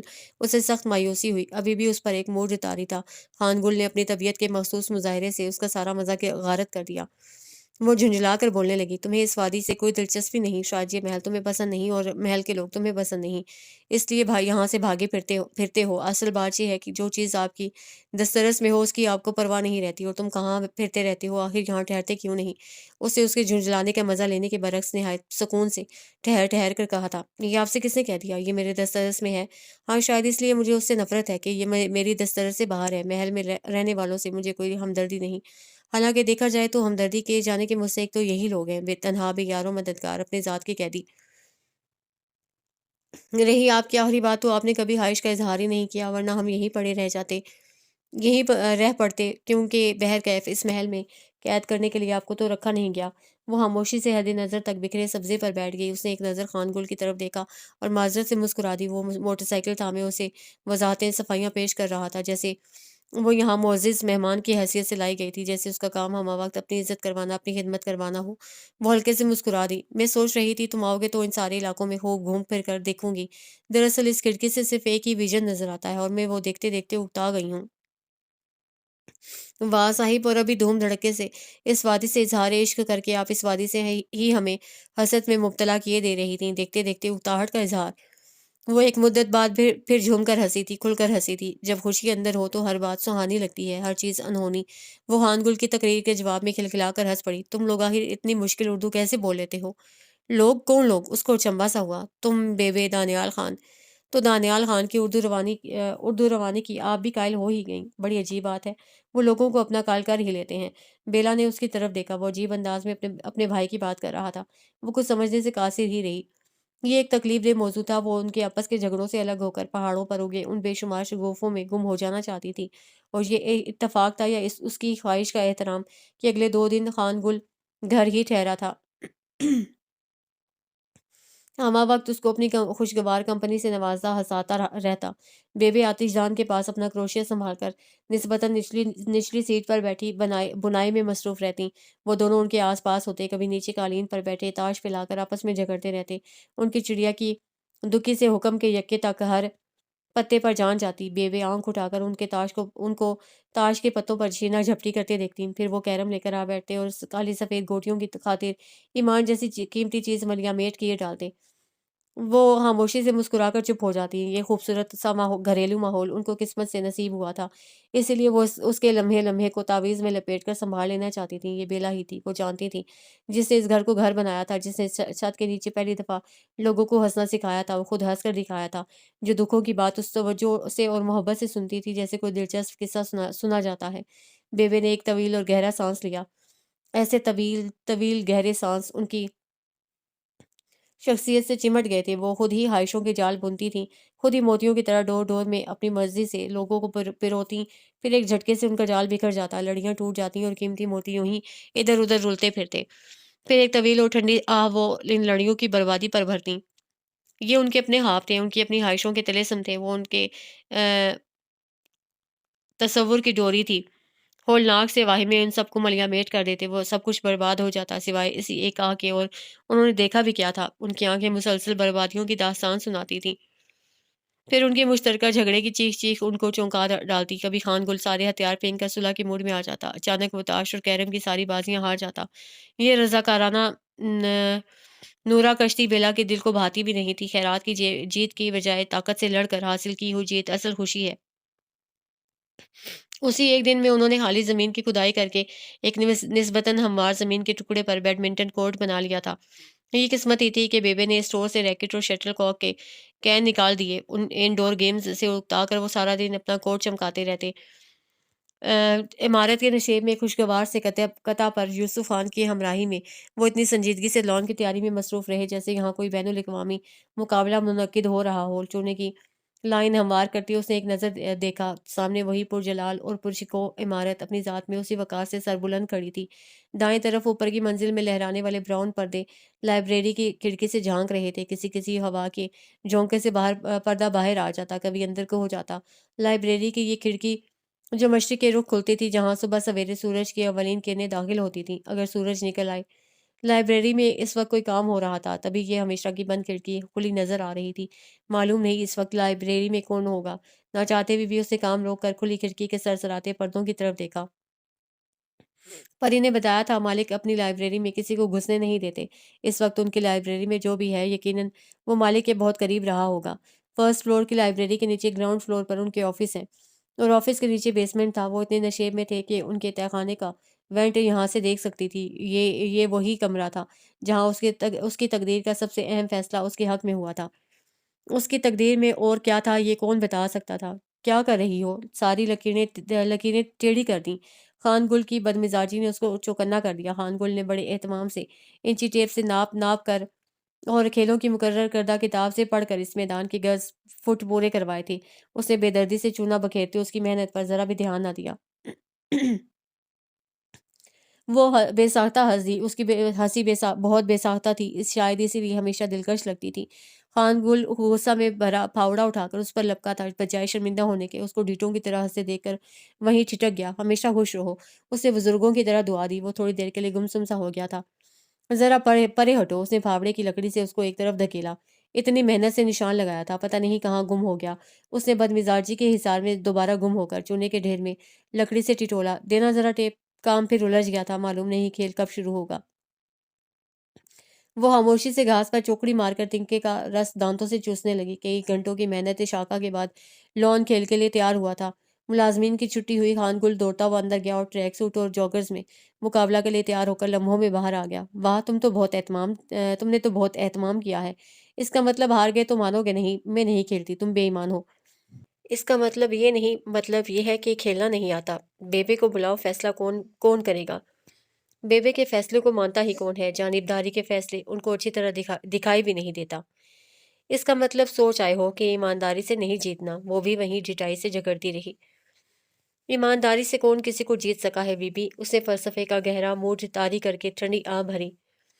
چلو بلاؤ اپنی بیبے کو، آج دودھ کا دودھ پانی کا پانی ہو جائے۔ بیبے بہت دیر سے آئی، ناہموار زمین پر ان سے آسانی سے چلا بھی نہیں جاتا تھا۔ یوسف خان ان کی کرسی اٹھائے پول کے ساتھ زمین پر ان کی کرسی جما دی۔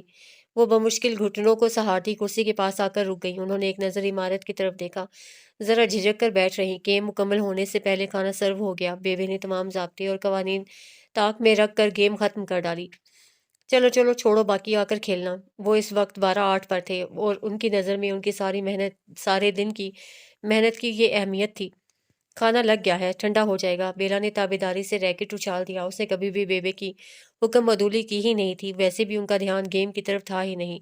گھٹنوں پر پڑے کمبل کو، زمین کی گھاس کو، آسمان میں اڑنے والے پرندوں کو انہوں نے ہر طرف دیکھا تھا، صرف شٹل کاک کی طرف ہی نہیں دیکھا تھا۔ جب وہ دونوں جھگڑ پڑتے تو چونک کر گیم کی طرف دیکھتی۔ اب بس بھی کرو۔ وہ سست روی سے قدم اٹھاتی عمارت کی طرف چل پڑی۔ وہ ریکٹ شٹل کاک اٹھاتے لڑتے جھگڑتے ان کے پیچھے پیچھے۔ شیرین کا خط آیا تھا۔ بیبے نے کھانے کے کمرے میں ایک غیر معمولی وقفہ دے کر گویا کوئی انکشاف کیا۔ خان گل کا چمچہ اور کانٹا ایک تیز سی رفتار میں چلتا چلتا رک گیا۔ اور اس میں لکھا ہے مجھے ان کو لینے کے لیے فوری طور پر پشاور آ جانا چاہیے۔ یہ میں نے کب کہا ہے؟ بیبے نے تیزی سے اس کی طرف دیکھا۔ خان گل، تمہاری طبیعت میں بہت زیادہ اشتعال آتا جا رہا ہے۔ اچانک موضوع اور حالات سنجیدہ ہو گئے تھے۔ وہ خاموش ہو گئی۔ یہ ان کا گھریلو مسئلہ تھا اور یوں بھی ان دونوں نے پشتوں میں جھگڑنا شروع کر دیا تھا۔ وہ خاموشی سے موٹی موٹی روٹیوں کے نوالے توڑتی رہی۔ خان گل تیزی میں جھگڑ رہا تھا۔ یہ پہلا موقع تھا کہ بیلا نے دیکھا۔ اس نے بیبے کے سامنے ہتھیار ڈالنے کے بجائے دو بدو لڑنا پسند کیا تھا۔ وہ اپنی گفتگو میں بار بار دانیال خان کا نام لے رہا تھا۔ پھر وہ کھانا ادھورا چھوڑ کر اٹھ گیا۔ بیبے غصے میں بیٹھی رہیں، پھر انہیں ملال ہونے لگا۔ پتہ نہیں اس نے روٹی پوری کی یا نہیں۔ کھانے کے وقت مجھے یہ قصہ نہیں چھیڑنا چاہیے تھا۔ انہوں نے ایک دو نوالے کھا کر پلیٹ آگے کھسکا دی۔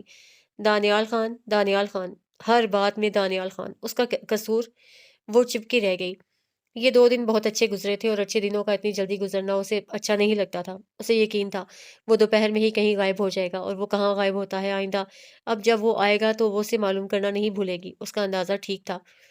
वो दोपहर के बाद बैडमिंटन कोर्ट गई तो वो वहाँ नहीं था। माली के बच्चे चूने की सीधी कितारों के साथ रेल बनाकर दौड़ रहे थे। वो उनका इंजन बन गई। ये खेल बड़े मज़े का था। माली के बच्चों की देखा-देखी आस-पास अचानक बच्चों का झुमघटा लग गया। वो मुलाज़मों के बच्चे थे और ग़ालिबन आस-पास ही कहीं मौजूद थे। उसने बैडमिंटन खेलते खेलते भी उन बच्चों को देखा था। वो बहुत तमीज़दार थे या बहुत डरे हुए थे।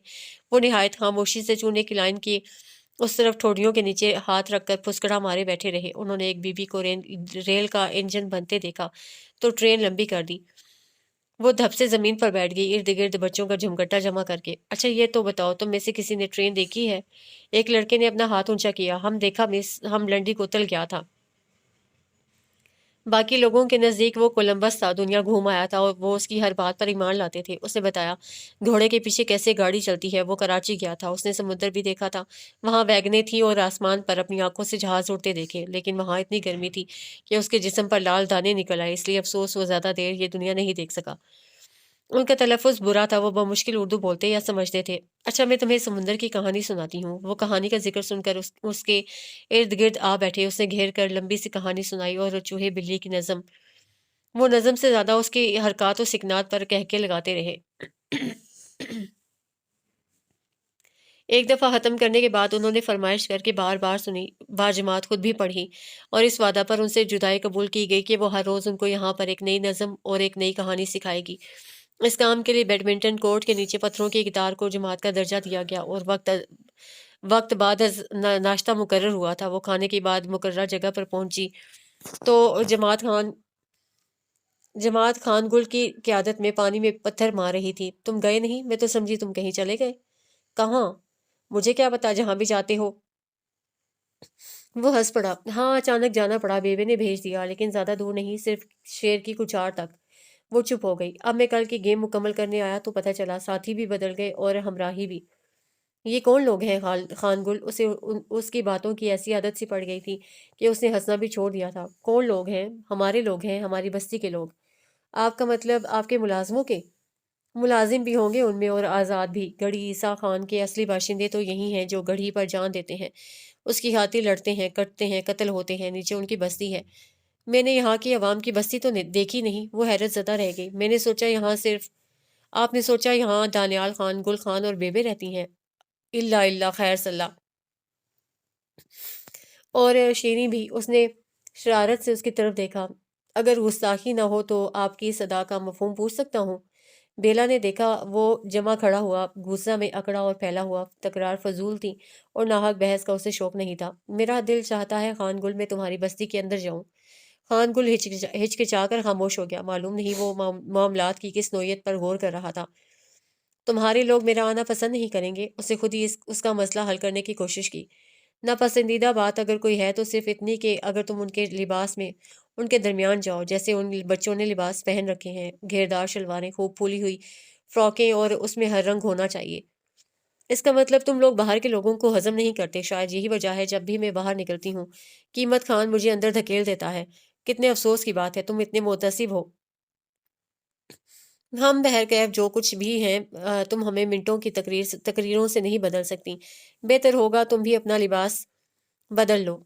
अंदर से तुम्हें कोई भी ऐसा लिबास ला देगा जो निस्बतन धुला हुआ होगा। वो भागती हुई अंदर चली गई। उसे बेबे से इजाज़त भी लेनी थी और परी गुल से लिबास, और इत्तेफाक से इन दोनों के हुसूल में उसे चुनदान दुश्वारी नहीं हुई। आदतन वो सुर्ख और मैरून जोड़ा इस्त्री किया और नहाकर पहन लिया। परी के इसरार पर भी वो अपने बालों की गुत बनवाने पर तैयार न हुई। वो जैसे भी थी ऐसे ही ठीक थी। बालों को ब्रश करके और चढ़ाकर वो बस्ती की सैर के लिए तैयार थी। परी हाथ में कंघी पकड़े उसकी मींडियाँ बनाने की हसरत दिल में लिए रह गई। मरियम और परवरशा मुंह दबाकर हंसने लगी। परी का मिजाज अलबत्ता तालीम याफ्ता घरानों की तरह बर्दाश्त का मादा लिए हुए था। वो यूं ही हंसती थी, ना मजाक उड़ाती थी। उसके नज़दीक वो किसी अहम सियासी मुहिम पर जा रही थी। इलाकाई लिबास में संभल संभल कर पहाड़ी पत्थरों से रास्ता बनाती वो इस कदर मस्खरी लग रही थी कि खान कुल उसको देख कर बेतहाशा हंस पड़ा। यहाँ से अगर कोई लड़की साड़ी बांध कर तुम्हारे शहर चली जाए तो ऐसी ही लगेगी। وہ خاموشی سے اس کے ساتھ نیچے اترنے لگی۔ پتہ نہیں تم نے سچ بولا تھا یا جھوٹ، مجھے شک پڑتا ہے۔ آخر شیریں وغیرہ بھی تو عام کپڑوں میں گھومتی ہیں۔ انہوں نے بستی دیکھی ہی کب ہے؟ اس نے بات کاٹی۔ اور معاف کرنا، ہمیں نیچے پیدل جانا پڑے گا۔ میں تمہیں موٹر سائیکل پر بٹھانے کا رسک نہیں لے سکتا اس گھیردار کپڑوں کے ساتھ۔ ایک بات بتاؤں خان گل، اس نے بستی کے ایک بہت قریب آ کر کہا، میں نے یہ کپڑے پہلی دفعہ نہیں پہنے، بہت پہلے بھی ایک مرتبہ ہمارے کالج میں کلچرل شو ہوا تھا، میں نے سواتی لباس پہنا تھا، اس میں اسی طرح شیشے لگے ہوئے تھے، گھیردار کرتا اور شلوار۔ جب میں کالج کے اسٹیج سے گزری تو میری پرنسپل نے مجھ سے کہا کہ اگر تم سوار چلی جاؤ تو وہاں شاید لوگ تم کو پہچان نہ سکیں۔ یہ کتنی عجیب بات ہے، ہم دور بیٹھ کر کیا کچھ سوچ لیتے ہیں، حالانکہ اس کا سچائی سے کوئی تعلق نہیں ہوتا۔ حالانکہ مجھ میں اور تم لوگوں میں اتنا فرق ہے کہ تمہاری بستی کے بچے بھی انگلی اٹھا سکتے ہیں۔ وہ اداس سی لگنے لگی تھی، معلوم نہیں اس کلچرل شو پر، ماضی پر یا فاصلوں پر۔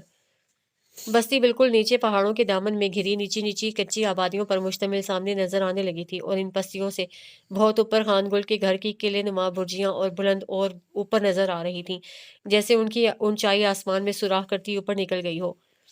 اس کے باوجود ہم ساتھ ہیں، اگر فرق ہوتا تو ایک عدد ہمالیہ پہاڑ ہمارے درمیان بھی حائل ہوتا۔ بستی کے گھروں کی چھتیں سیدھی اور سپاٹ تھیں، انہوں نے پہاڑوں کی اوٹ میں بھاری پتھروں سے اپنے تنگ تنگ اور سیدھے مکان بنا رکھے تھے، جو انہیں پہاڑوں، جانوروں اور سرد ہوا سے محفوظ رکھتے تھے۔ عام پہاڑی مکانوں کی طرح ان کی چھتیں ڈھلوانی نہیں تھیں، اور گھر کے سامنے پہاڑوں کی ڈھلوانوں میں بے شمار درخت اور پودے اگے ہوئے تھے۔ وہ جس گھر میں داخل ہوا اس کا فقید المثال استقبال ہوا، وہ لوگوں کی زبان کا انگریزی میں ترجمہ کرتا، ان کے جذبات کی ترجمانی کرتا رہا۔ وہ محل کے واقعات سے بے خبر تھے، وہاں کون دشمن ہے، کون دوست ہے، کون سی سازش کس کے خلاف ہو رہی ہے، وہاں کی دنیا میں ان کے لیے کیا سوچا جا رہا ہے۔ ان کو صرف اسی بات سے دلچسپی تھی کہ کس وقت اور کس حکم پر ان کو مالکوں کے لیے جان لٹانی ہے۔ ان کے گھروں میں عجیب عجیب ہتھیار تھے، ہر سائز اور ہر قسم کی پستول اور گن ان کی دیواروں پر لٹکی ہوئی تھی۔ ان کے گھروں کے دروازے پر گھوڑے کی نال لٹکی ہوئی تھی۔ وہ حیرت سے آنکھیں کھولے ہر چیز کو حیرانی سے دیکھتی اور مسرت سے خوش ہوتی رہی۔ یہ سب چیزیں اس کے لیے بالکل نئی تھیں، جیسے وہ خواب میں کوکاف آ گئی ہو، نیلی پریوں کے دیس۔ ایک چھوٹی سی ڈسپنسری تھی، ایک منا سا اسکول تھا، دو چار دکانیں تھیں، اور بس بستی کے لوگوں کو پڑھنے کا کوئی شوق نہیں تھا۔ 2 سال پہلے کسی ماسٹر کا یہاں تقرر ہوا تھا، لیکن وہ آیا نہیں، کوئی استانی آئی، کچھ چند مہینے پڑھا کر وہ بھی چلی گئی۔ بچوں کو پڑھنے کا بے تحاشا شوق تھا، لیکن یہاں پڑھانے والا کوئی نہیں تھا، اور تو اور وہاں بچوں کو قرآن پڑھانے کے لیے کوئی عالم دستیاب نہیں تھا۔ جس کسی کو دور دراز کے علاقوں سے بلا کر رکھا جاتا، وہ موسم کی سختیاں اور راستے کی دشواری اور بچے کی کن ذہنی سے اکتا کر چلا جاتا۔ اسے خان گل رواں تبصرے کی طرح بستی کی رپورٹ دے رہا تھا، اور اس کی آنکھوں کے سامنے ایک متحرک فلم چل رہی تھی، جیتی جاگتی زندہ فلم۔ اوپر سے بہہ کر آنے والے دریا کا یہاں نشیب تھا، اور کتنی دور تک بستی میں پانی سیدھا اور صاف بہتا چلا جاتا تھا۔ وہ استعمال کا پانی بھی یہیں سے بھرتے اور کپڑے بھی یہیں آ کر دھوتے تھے۔ وہ لوگوں سے ان کی خیریت پوچھتا، ان کے حالات معلوم کرتا، گویا رعایا پرور بنا ہوا تھا۔ پہاڑی نالے کے اس طرف بہت سی عورتیں اس کے لیے دستکاری کی چیزیں لائیں، چھوٹے موٹے تحائف آئے، لاتعداد افراد پر مشتمل ایک مجمع اس پر سوالات کی بوچھاڑ کر رہا تھا۔ مجمع کا کوئی شریف النفس کونی مار کر منع کرتا اور سمجھاتا، ایک وقت میں ایک سوال کرو، یا ان کو پٹھانی نہیں آتی، اردو بولو۔ یہ بڑا دلچسپ مشغلہ تھا، اس میں خوب اس کا دل لگا ہوا تھا۔ اچانک مجمع میں خسر پھسر کا شور اٹھا، اور اس کے دیکھتے دیکھتے مجمع نے اپنی گردنوں اور وفاداریوں کا رخ موڑ دیا۔ مجمع کی اٹھی ہوئی گردنوں کے ساتھ اس نے بھی اپنی گردن گھمائی اور رک گئی۔ پتہ نہیں وہ اتنی بے خبر کیسے تھی کہ اس نے گھوڑوں کی ٹاپوں کی آواز نہ سنی، نہ سر پر آ کر گھوڑا روکنے کی آواز، نہ دانیال خان کا پکارنا اسے سنائی دیا۔ طلسم حیرت کدہ نے اس کو مسحور سا کر رکھا تھا۔ وہ لوگ گھوڑے سے اترتے دانیال خان کے گرد جمع ہو رہے تھے۔ اس نے ایک نظر ان کی طرف دیکھا تھا، اور ساکت و ساکن اپنی جگہ اسی طرح جمی رہی۔ وہ کسی بہت ضروری کام سے آئے تھے۔ ان کی تیوری پر ناراضگی کی ہلکی سی شکن تھی، اور ہاتھوں میں گھوڑے کی باگ۔ وہ بہت جلدی میں تھے۔ انہوں نے مصروفیت سے مجمع میں تلاش کر کے کسی کو آواز دی، اور کام کاج کی ہدایات دے کر اس کو نامعلوم سمت رخصت کر دیا۔ اس کا خیال تھا وہ جس کام سے بھی اس طرف آئے ہیں، جلدی اس کام کو تکمیل تک پہنچانے کے لیے روانہ ہو جائیں گے، لیکن انہوں نے لگامیں الٹ کر گھوڑے کی طرف ڈال دیں، اور آہستہ روی سے چلتے ان دونوں کی طرف آنے لگے۔ ان کے چہرے کی بکھری ناراضگی پوشیدہ بھی نہیں تھی، لیکن وہ اس ناراضگی کا سبب معلوم کرنے میں بالکل نااہل تھی۔ وہ خان گل کی طرف پلٹے اور دھیمے سے مسکرائے۔ میں ٹال کی طرف جا رہا تھا، سنا ہے رات جنگل سے پھر لکڑی کاٹی گئی ہے۔ मुझे भी यही किसी ने बताया है, लेकिन वो कहते हैं कि ये अफवाह है। अगर वाकई उन्होंने सारे दरख्त की शाख काटी है, तो हम छोड़ेंगे नहीं। इस कदर तुंद मिजाजी से हासिल उन्होंने ठहर कर सुकून से कहा, मैं हालात मालूम करके बताऊंगा। लोगों से बात करने की जरूरत नहीं, मुझे मालूम नहीं था तुम नीचे आए हो। ये बस्ती देखना चाहती थी। उन्होंने गुफ्तगू में से उसको बेकार शय की तरह निकाल कर फेंक दिया था। खानगुल के मुखातिब करने पर भी उन्होंने एक गलत निगाह उस पर नहीं डाली। तुम उनको छोड़ आओ तो हम साथ ही चलते हैं, घोड़ा ले जाओ। मैं खुद चली जाऊंगी, उसके मुंह से बेसाख्ता निकल गया। उन्होंने एक कहर की नज़र उस पर फेंकी, जैसे उस सारी मुश्किल और मुसीबत की जिम्मेदार वही तो थी। उसकी वजह से ही तो ये झगड़ा शुरू होने वाला है। एक तो हीन आमेज नज़र उस पर डालकर वो अपने अहकामात की तामील के लिए खानगुल से मसरूफ़ कार हो गए। चलिए, खानगुल ने माजरत से कहा, आपको बस्ती अच्छी तरह घुमाते, लेकिन अफसोस को ये इमरजेंसी हो गई है। कोई बात नहीं, आप लोग जाइए, मैं खुद चली जाऊंगी। रास्ता सामने नजर आ रहा है। रास्ता बहुत लंबा है, शायद आपको अंदाजा नहीं हुआ। अगर घोड़े पर मैं घोड़े पर हरगिज नहीं जाऊंगी, उसे जिद्दी लहजे में कहा। दानियाल खान ने उसको घूरा। हमें और कोई काम भी है या सिर्फ आपकी हर धर्मी का एहतराम किए जाना है? जाओ खानकुल, उनको ऊपर छोड़ कर आओ, जल्दी आना। वो पलटकर अपने पीछे खामोश खड़े शख्स से मुखातिब हो गए थे। बेतहाशा तौहीन के एहसास से उसकी आंखें भर आईं। वो मरे मरे कदमों से खानकुल के ताक़ुब में चलने लगी, गोया किसी की इज्जत उतारने में इस शख्स को लम्हे लगते लगते हैं। उसको उनका ये रवैया, अंदाज, तहक्कुम और रश्क करता सरसराता लहज और शक करता सरसराता लहजा, सभी कुछ बुरा लगा। हमेशा दानियाल खान की गैर मौजूदगी में झुल्लाते बुड़बुड़ाते खानगुल ने भी ताबेदारी से उनकी हर हुक्म को सुना था और जल्दी आना जैसे मशकूक लफ्ज पर एहतजाज किए बगैर और किसी नाराजगी का इजहार किए बगैर वो उसके हुक्म के सबब उसको वापस छोड़ने जा रहा था। मैं चली जाऊंगी खानगुल, तुम जाओ। पहाड़ी के मोड़ पर जहां बस्ती पहाड़ की ओट में चली गई थी, वो रुक गई। कोई बात नहीं, उससे खुशखुल्की से मेहमान नवाजी निभाई। तो मेरी वजह से अपना नुकसान मत करो। वो दोनों हाथ से घेर संभालती उतरती ऊपर चली गई, निकल गई। उसने पहाड़ की चोटी से भागते भागते रुक कर देखा। उसको खानगुल कहीं दिखाई नहीं दे रहा था।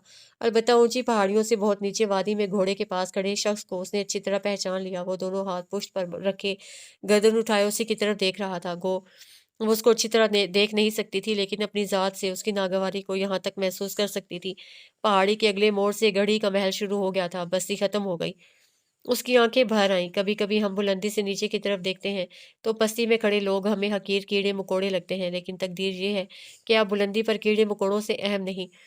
उसको अपनी ज़ात की तहक़ीर गवारा नहीं थी, लेकिन उसके पास उसका कोई हल भी तो नहीं था। उसको यहाँ रहकर यहीं के माहौल को बर्दाश्त करना, बल्कि खुद को इसमें ज़म करना था।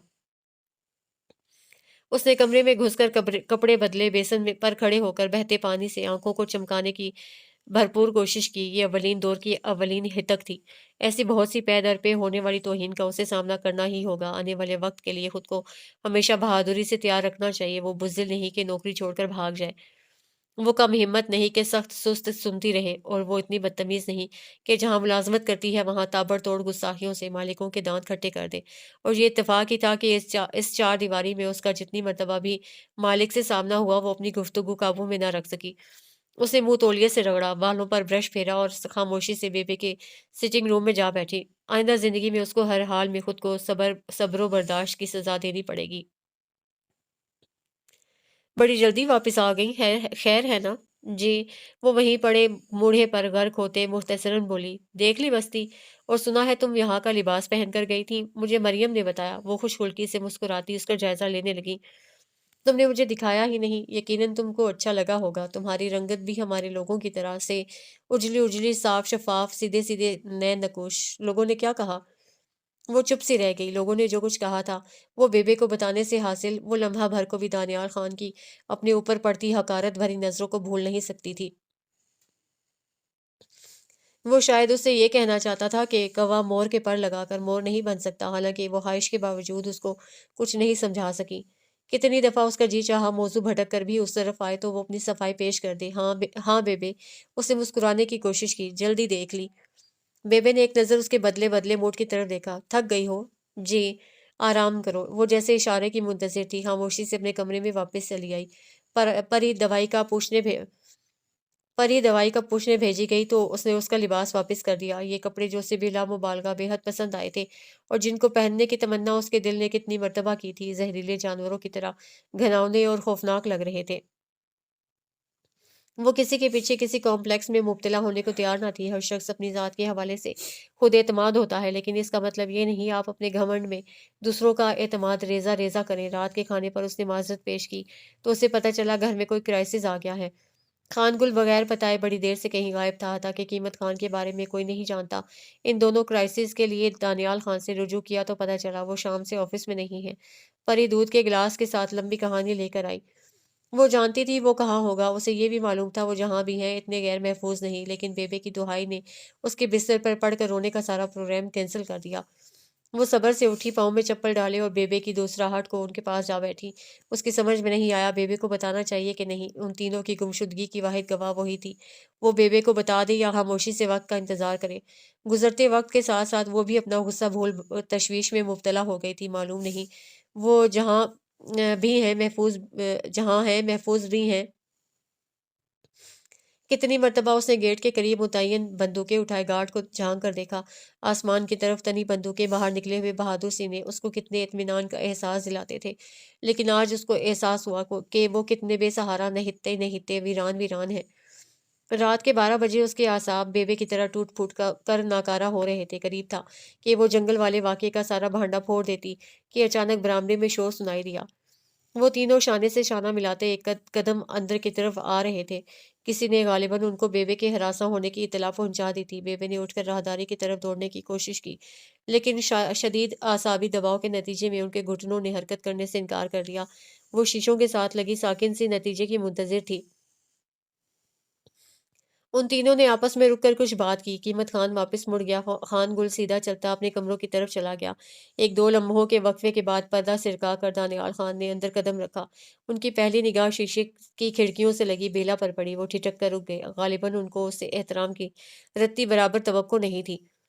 तवक्को के बिल्कुल खिलाफ दानियाल खान को देख कर बेबे फूट फूट कर रो दी। वो तेजी में चलते उनके घुटनों के नजदीक दो जानू होकर बैठ गए। क्या हुआ बेबे? बेबे कमबख्त की जिंदगी का फायदा ही क्या है? बेबे ही को कुछ हो जाए। हाय हाय, उन्होंने बेबे के झुर्रियों भरे कांपते हाथों को सहूलत से अपनी मुट्ठी में दबा लिया। हमने आपको परेशान कर दिया है ना बेबे? दरअसल मैं और खानगुल गढ़ी बख्तियार चले गए थे। आपको पता है आतिफ का वो बेमौका ताश ले बैठा। वक्त गुजरने का पता ही नहीं चला। अब भी उसने खानगुल को बतौर यरगमाल रख लिया है। वो उनके कीमती सिल्क के नाजुक दुपट्टे से आंसू पोंछते पोंछते बोले, वाकई गलती हमारी है बेबे, लेकिन पता नहीं चला इतनी रात हो गई आपने खाना भी नहीं खाया। बेबे अपने बेसाहता रवैये पर शर्मिंदा सी हो गई। मुझे क्या पता था खानगुल तुम्हारे साथ है। मैंने सोचा दोनों पता नहीं, आपने सोचा हम दोनों ही शायद लड़ भिड़ कर मैं या वो ऐसा कर सकते हैं। बेबे वो मुझसे छोटा है, आप जानती हैं मैं उससे नफरत नहीं करता तो मैं। अच्छा छोड़ो, उन्होंने उसके कंधे थपथपाए। आतिफ की बीवी तो बहुत खातिर करती है। खाना वाना खाया? हाँ, वो चौंके। खाना तो खा लिया जाहिर है। और मोटरें तो गैराज में थी। तुम किस चीज पर गए? घोड़ों पर, उन्होंने बेसाख्तगी में कहा। वो ज्यादा देर तक रुक कर शायद बेबे का सामना करने से हिचकिचा रहे थे। गर्म शॉल में लपेट कर उन्होंने अपना सहारा देकर उन्हें उठाया। आइए आपको कमरे में छोड़ाऊं। वो इसी तरह राहदारी में खुलने वाली तवीलुल कामित शीशों वाली खिड़की के पास दम बखुद सी खड़ी थी। बेला तुम भी आराम करो, बेबे ने रवादारी से कहा था। उनके नजदीक से गुजरते दानियाल खान ने एक नजर उसकी तरफ देखा। उनकी निगाहों में मशगूल लफ्जों का एक साया सा लहराया, फिर वो आगे गुजर गए। घड़ी के हिसाब में तो सुबह होने वाली थी, क्योंकि रात का बेशतर हिस्सा गुजर गया था, लेकिन उसके सोने का वक्त तो अभी शुरू हुआ था। वो बिस्तर पर लेटकर सोचती रही, हालांकि वो फौरन सो जाना चाहती थी। दानियाल खान ने यकीनी तौर पर किसी मसलहत के तहत झूठ बोला है। वो मसलहत क्या हो सकती है? वो भी बस्ती वालों की तरह उन मसलहतों को समझ नहीं सकती थी। सुबह उसकी आंख खुली तो दिन बहुत रोशन रोशन था। रात वाले वाक़े की बदमज़गी किसी हद तक धुल चुकी थी। रात देर तक जागते रहने के सबब सुबह उठना भी मुश्किल सा ही लगा, लेकिन उसको बहरकैफ उठना था। ये उसके बाप का घर तो नहीं था कि जब तक जी चाहे पाँव पिसार कर सोई सोई रहे। अव्वल उसका बैडमिंटन पार्टनर उसका इंतजार कर रहा होगा। दोम बस्ती का सदूरा तारुफ मुकम्मल करने के लिए आज से मुनासिब दिन और हो ही क्या सकता है। रोशन और चमकदार धुला मंझा। वो नहा धोकर बाहर तैयार होकर बाहर आई तो चंद लोग चंद पैगामात के साथ उसके मुंतजिर थे। नंबर 1 परी थी। उस बेबे ने नाश्ता ना करने के सिलसिले में तशवीश का इज़हार किया था और कहा था, आकर नाश्ता करें। दूसरे नंबर पर परवरिशा थी। सरदार का पैगाम था, आप अपने कामों से फ़ारिग होकर लाइब्रेरी में आएँ। वो सुन्न-सी हो गई। सारे मंसूबे, सारे प्रोग्राम, सारी खुशी सरदार के एक पैगाम ने मलिया-मेट कर दी। वो दानियाल खान का सामना करने से बहुत कतराती थी। वो हितकामेज़ रवैये में बात करते और मुखातिब की धज्जियाँ बिखेरते रहते। उलझे-उलझे सवालों में उलझाकर दूसरों को ज़ेर करने का हुनर उन्हें खूब आता था, लेकिन उसके पास गुंजाइश ही नहीं थी, उसे बहरकैफ जाना था। बेबे को कतई फरामोश करके वो आहिस्ता कदमों से उनके हिस्से की तरफ रवाना होने लगी। खामोश और तवील राहदारी दाएं तरफ उनके कमरों को मोड़ती थी। उनके इस्तेमाल के 3 हिस्सों में से बारी-बारी वो हर हिस्से में उनके हाथों ज़िक उठा चुकी थी, ये आखिरी हिस्सा था। लाइब्रेरी की गर्दिश खाती सीढ़ियों पर तेज़-तेज़ कदम उठाते उसका दिल ज़ोर-ज़ोर से धड़कता रहा। वो इतनी कम हौसला और बुज़दिल तो कभी रही नहीं थी, लेकिन दानियाल खान का सामना करते ही उनकी सूरत की तुंदी और सख्ती उसको खौफज़दा कर देती। कितनी मर्तबा वो सोचती दानियाल खान के जुमलों का एक ही इलाज है कि उनको ताबड़तोड़ जवाब दिए दिए जाएँ, लेकिन हमेशा की चलती रहने वाली ज़ुबान उनके सामने गूंग हो जाती। लफ्ज़ों के ज़ख़ीरे ऐन हलक में आकर रुक जाते, फिर वो झुंझला-झुंझला कर जो कुछ कहती रहती, वो उनकी दिलचस्पी का सबब बनती थी। वो जोश में उठकर वहाँ से चली आती थी। क्या करेंगे? जान से तो नहीं मार देंगे? अगर सख्ती करेंगे तो वो मुमकिन नहीं बनी। लेकिन लाइब्रेरी के नीम व अज़ीमुल शान दरवाज़े के सामने वो इस तरह साकित खड़ी थी, जैसे सजावट के लिए बतौर मुजस्मा लगाई गई हो। लाइब्रेरी फ्लाइज़ के ज़रिए मुख्तलिफ़ हिस्सों में तक़सीम यहाँ से दिखाई दे रही थी। ऐन मरकज़ में लकड़ी के आतिशदान के सामने आराम कुर्सी में नीम दराज़ वो किसी किताब में महव थे। आग की तरफ रुख किए उससे बिल्कुल बेनियाज़। वो बेआवाज़ कदमों से भारी कालीन पर पाँव धरती खामोशी से उनसे ज़रा फ़ासले पर आकर रुक गई। वो अपनी किताब में इतने महव थे कि उन्होंने उसके सहमे-सहमे कदमों की रुकी-रुकी सी आवाज़ भी नहीं सुनी। वो कितनी देर कशमकश में खुद से झगड़ती रही, उसको आवाज़ देकर अपनी मुसीबत बुलवा ले, या उसके चौंक जाने या अचानक उसके अपनी लाइब्रेरी में होने का एहसास करे। अचानक उन्होंने किताब से सर उठाया और गर्दन घुमाए बगैर अपनी मखसूस भारी और गंभीर सी आवाज़ में झुंझलाकर कहा था, आखिर आप बैठती क्यों नहीं? लम्हा भर के लिए गर्दन घुमाकर उन्होंने उसकी आंखों में देखा। या कोई जगह आपके यहाँ आपके शायान शान नहीं। उनकी आंखों में लपकते तंजिया से कूदे उसके लिए अब अजनबी नहीं रहे थे। ज़रूर कोई बात उनकी खिलाफ मर्जी हो गई है, और अब जब तक वो अपनी जिद के सामने उसके बखिया ना उधेड़ दें, उनको सुकून नहीं आएगा। उसका जी तो चाहा वो उनके तंजिया फिक्रों का जवाब सख्त सुस्त फिक्रों से दे, लेकिन ये बहुत मुश्किल बर्ग था। वो उनकी छत के नीचे उनसे एहसान फरामोशी के मूड में नहीं थी। उसने इधर-उधर देखा, मोटे से फ़ोम वाले कुशन के स्टूल पर बैठी, वो अपना मूड सँभालने लगी। वो अपनी किताब के किसी अहम हिस्से में मसरूफ़ थे। उनके चेहरे पर बिखरी उनकी मख़सूस दृष्टि, जो ग़ालिबन उनकी तबीयत का ख़ासा बन चुकी थी, इस तरह माहौल को समाये दे रही थी। वो कितनी देर मुंतज़िर रही, कोई सवाल, कोई जवाब तलबी हो। आखिर इस भयानक सन्नाटे में वो कब तक और कहाँ तक इंतज़ार करे? "आपने मुझे बुलाया था?" उसने आहिस्तगी से पूछा। "मुझे कुछ और भी काम है।" कितनी देर के बाद उन्होंने झुका हुआ सर उठाया। बहुत देर तक उन्होंने गौर से उसकी शक्ल देखी। वाक़ई आपकी मसरूफ़ियत का तो मैं भी कायल हूँ। उनका ठंडा यख़ लहज़ा उसको कँपकँपाए दे रहा था। वो क्या कहना चाहते हैं, और जो कुछ कहना चाहते हैं, कह क्यों नहीं चुकते? उसने मुबाहिसा पसंद करने के बजाय ख़ामोशी पसंद कर ली। लेकिन जिस मौज़ू के लिए मैंने आपको बुलाया है, वो आपकी मसरूफ़ियात से जुदा नहीं। मैं इस घर को मिसाली घर बनाना चाहता हूँ, लेकिन इस सिलसिले में कोई पेश-ए-रफ़्त नज़र नहीं आ रही। मेरा मतलब काबिल-ज़िक्र, काबिल तारीफ़ ये किताब। उन्होंने दस्तक देने वाले अंदाज़ में किताब को बजाकर बताया। ये किताब अंदरूनी आराइश के सिलसिले में एक बेहतरीन किताब है। अलावा अज़ीं, इस मौज़ू पर मेरे पास पूरा एक शेल्फ़ मौजूद है, अगर आपको किताबों से दिलचस्पी हो। एक ड्रामाई वक़फ़ा देकर उन्होंने नज़रें आग पर गाड़े-गाड़े संजीदगी से कहा, बेल्जियम से एक पार्टी हमारे अखरोट के दरख्तों की खरीदारी के लिए इधर आ रही है। हमारे मंसूबों में ड्रेसिंग टेबल और साइड टेबल शामिल हैं। लेकिन उस पार्टी को देर करवाने की मेरी वाहिद मजबूरी ये थी कि आपको इंटरनेशनल ट्रेड करते वक़्त दूसरी कंपनी को बेतहाशा मुतासिर करना पड़ता है। वो अखरोट की लकड़ी से ज़्यादा इस घर में उसकी इज़्ज़त अफ़ज़ाई, इसकी डीलिंग को ज़्यादा मुद्दे-नज़र रखता है, क्योंकि वादी सवात में एक से एक आला अखरोट मौजूद है। मैं बेल्जियम से उसको लेकर गढ़ी ईसा खान तक पहुंचूं तो पता चले चंद नाजुक नुकात पर साथ वाला हमसाया बिजनेस पार्टनर को ले उड़ा है, और मेरे अपने घर में कोई काबिल जिक्र बात नहीं हो सकी, इसके कि मेहमानों का एक कमरा डेकोरेट हो गया है और सामने वाली ज़मीन पर बैडमिंटन कोर्ट बन चुका है।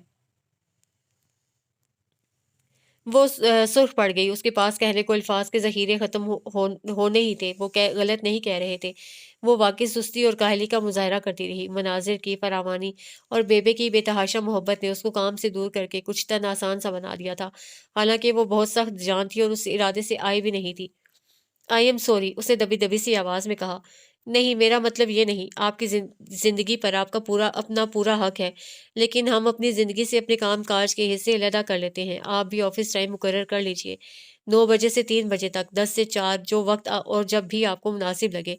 लेकिन उस वक़्त आपको काम पर होना चाहिए, लाइब्रेरी से, मुझसे, बल्कि जहाँ से भी आपको मदद मिले, मदद हासिल करें और उसके बाद आपकी अपनी मुकम्मल ज़िंदगी है। आप कैरम के लिए, ताश के लिए बस्ती में घूमिए-फिरिए। वो उसी संगीन और ठोस आवाज़ में तेवरी पर हल्की सी शिकन डाले कुछ देर खामोश रहे। और गालिबन आपको फैंसी ड्रेस शो से भी दिलचस्पी है। बहरकैफ, ये किसी बड़े शहर की मॉडलिंग स्टेज नहीं, यहाँ लोग छोटी-छोटी बातों पर खुश भी होते हैं और बातें भी बनाते हैं। मुझे लोगों की परवाह नहीं और औकात का जो भी आप मुकर्रर कर दें, मुझे सूट करेंगे। मैं अभी से काम शुरू करवाऊँगी। वो स्टूल पर धुंसी बेपरवाही से हाथों को देखती बोली। आप ये कह सकती हैं आपको परवाह नहीं, वाक़ई आप बहुत लापरवाह हैं। उन्होंने उठकर खिड़की के दोनों तरफ के पर्दों की डोरियाँ खींचकर कमरा रोशन कर दिया। खुदा करे आपकी ये लापरवाही लोगों की जान बचाती रहे, किसी की जान ना ले ले। तो आप आज से काम शुरू कर रही हैं? वो अब सादगी से मुस्कुरा रहे थे और मुस्कुराने से उनके लहजे का ज़हर कहीं जा छुपा था। और जब आपका काम तकमील के करीब हो जाए, तो अज़राए करम मुझे आगाह कर दीजिएगा ताकि मैं अपने मेहमानों को मदऊ कर लूँ। वो हुक्म की तामील में खामोशी से उठ खड़ी हुई। इतनी जल्दी नहीं है, बेशक आप चाय पी लीजिए, उन्होंने ट्रॉली को हल्का सा धकेलते कहा। ट्रॉली लेकर आने वाला शख्स अभी तक इसी तरह मुअद्दब खड़ा था। उसने पश्तो में आहिस्तगी से दानियाल खान से कुछ कहा था। क्यों? दानियाल खान ने हैरत से उसकी तरफ देखा। आपने नाश्ता क्यों नहीं किया? उसके जवाब में तवील खामोशी को मुलाजिम ने अपनी पश्तों के सहारे संभाला दिया।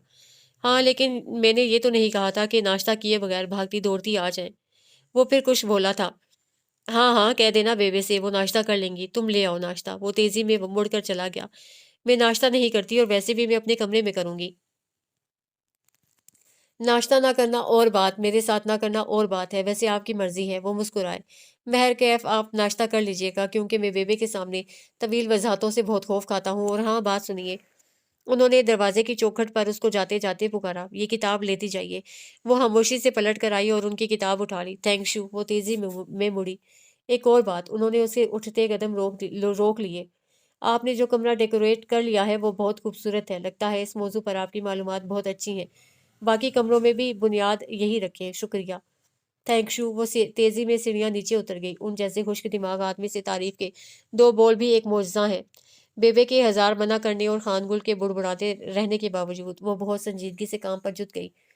कभी दानियाल खान गुजरते तो एक दो तौसीफी फिक्रे बोलकर उसका हौसला बढ़ा देते या मुसलसल काम न करते रहने की एक संजीदा सी तलकीन करके अपनी पिछली तकरीर को भुला देते। वो लम्हों के लिए ठहरते और हल देते। वो दिन रात मसरूफ रहती। वो दानियाल खान के लिए मजीद बातों की गुंजाइश नहीं छोड़ना चाहती थी।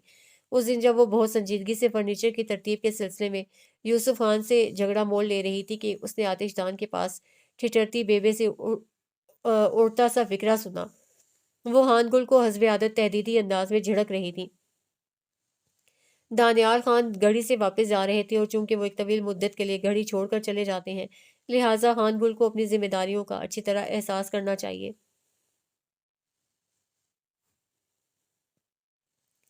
फोल्डिंग चेयर की पुश्त हाथ में थामे बेला साकिन से रह गई। मालूम नहीं कहीं अंदर किसी गोशे में उसकी उसे लगा सब कुछ खाली खाली हो गया है। आखिर तो उनको जाना था।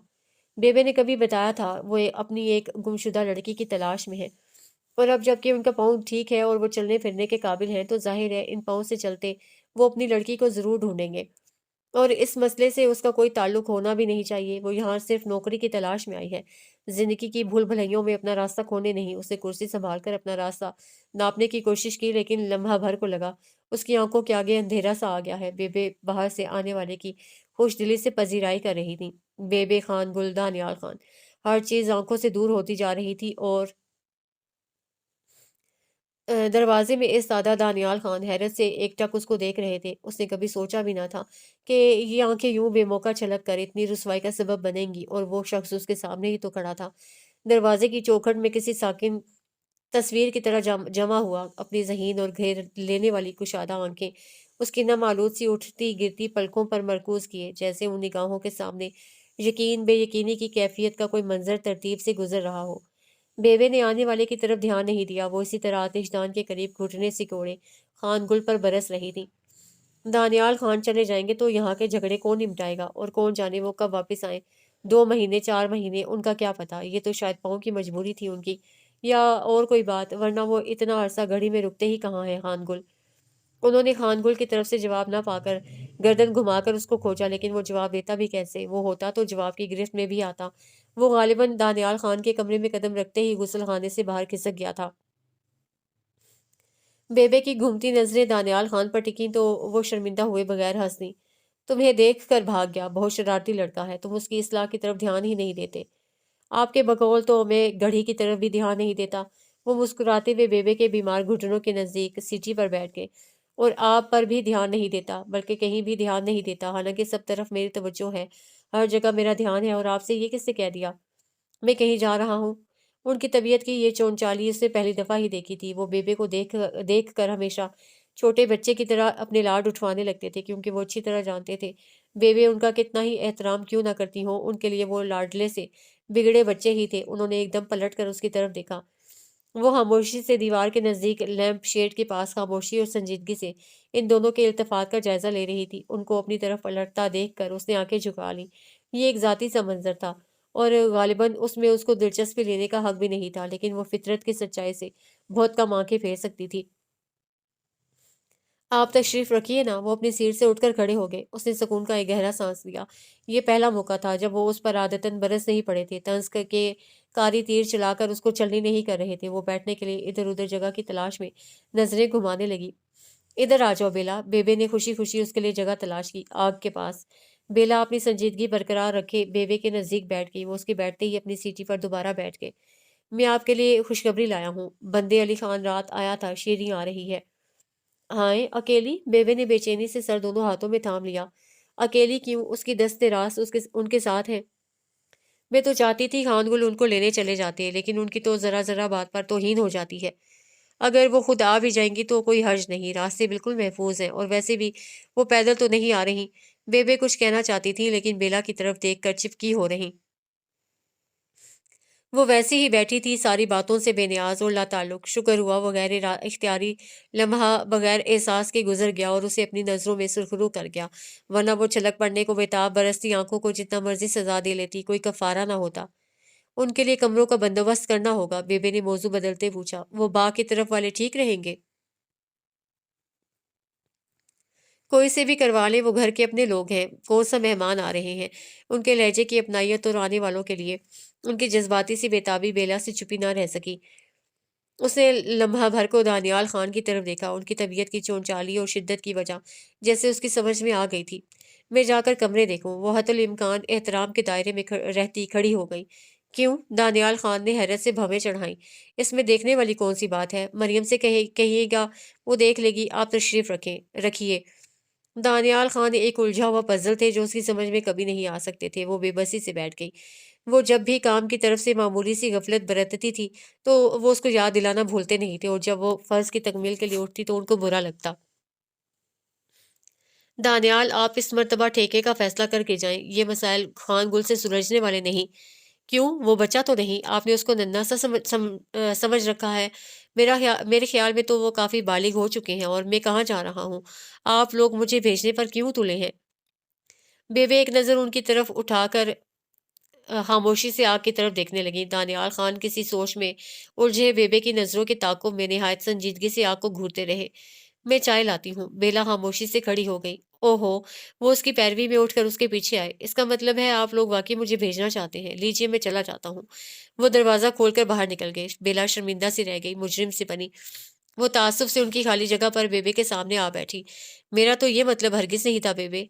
मैं जानती हूँ। उन्होंने लापरवाही से मूढ़े की पुश्त से टेक लगाई। इस तरह की बातें करना उनकी आदत है। उनका मतलब नहीं होता। होता। मैं तुम्हें कई दफा समझा चुकी हूँ।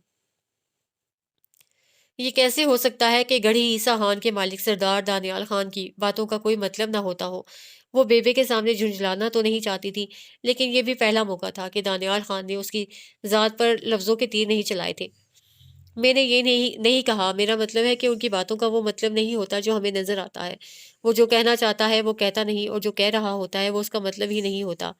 बेला बेबे की दानिशमंदी पर शुजदर रहेगी। वो दुनिया से मुंह फेरे आतिशदान की तरफ रुख किए कितनी बाखबर थी।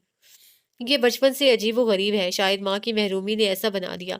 ये जिससे प्यार करता है उसे बहुत तंग करता है, और जिससे उसको कोई दिलचस्पी ना हो उससे उसको कोई शिकायत भी नहीं होती। तुम इसकी किसी बात की परवाह ना करो, ना अपना दिल मैला करो, ना परेशान हो, बस अपने काम से काम रखे जाओ। लेकिन ये तो किसी भी इंसान के लिए बहुत मुश्किल काम था। इंसान और डेकोरेशन पीस में यही तो फर्क है। इंसान तो जरूर सोचता है, वो किसी से उसके सोचने की सलाहियत तो नहीं छीन सकते। बेजान चीजों के दरमियान रहते रहते उन्होंने इंसान को भी जानदार समझना छोड़ दिया है शायद। वो खामोशी से उठकर अपने काम में मसरूफ हो गई। उसके पास एक प्रोजेक्ट था जिसकी तकमील के लिए कोई मुद्दत मुकर्रर नहीं थी, लेकिन उसको बहरकैफ ईमानदारी से काम मुकम्मल करना था। उसके बाद क्या होगा, गोया उसका तस्वुर उसको खौफजदा कर देने के लिए काफी था। लेकिन वो बददियानत नहीं हो सकती थी। इस काम में मजीद 10-15 दिन दरकार थे। फिर बेल्जियम से पार्टी आ जाती, और अखरोटों के दरख्त के के बाद उसका कोई ठिकाना नहीं, या ज़्यादा से ज़्यादा उसकी ज़रूरत मेहमानों की मौजूदगी में रहेगी। उसके बाद साल भर तक उसको इस घर को क्या ज़रूरत हो सकती है, और इतनी हकीकत पसंद तो वो थी।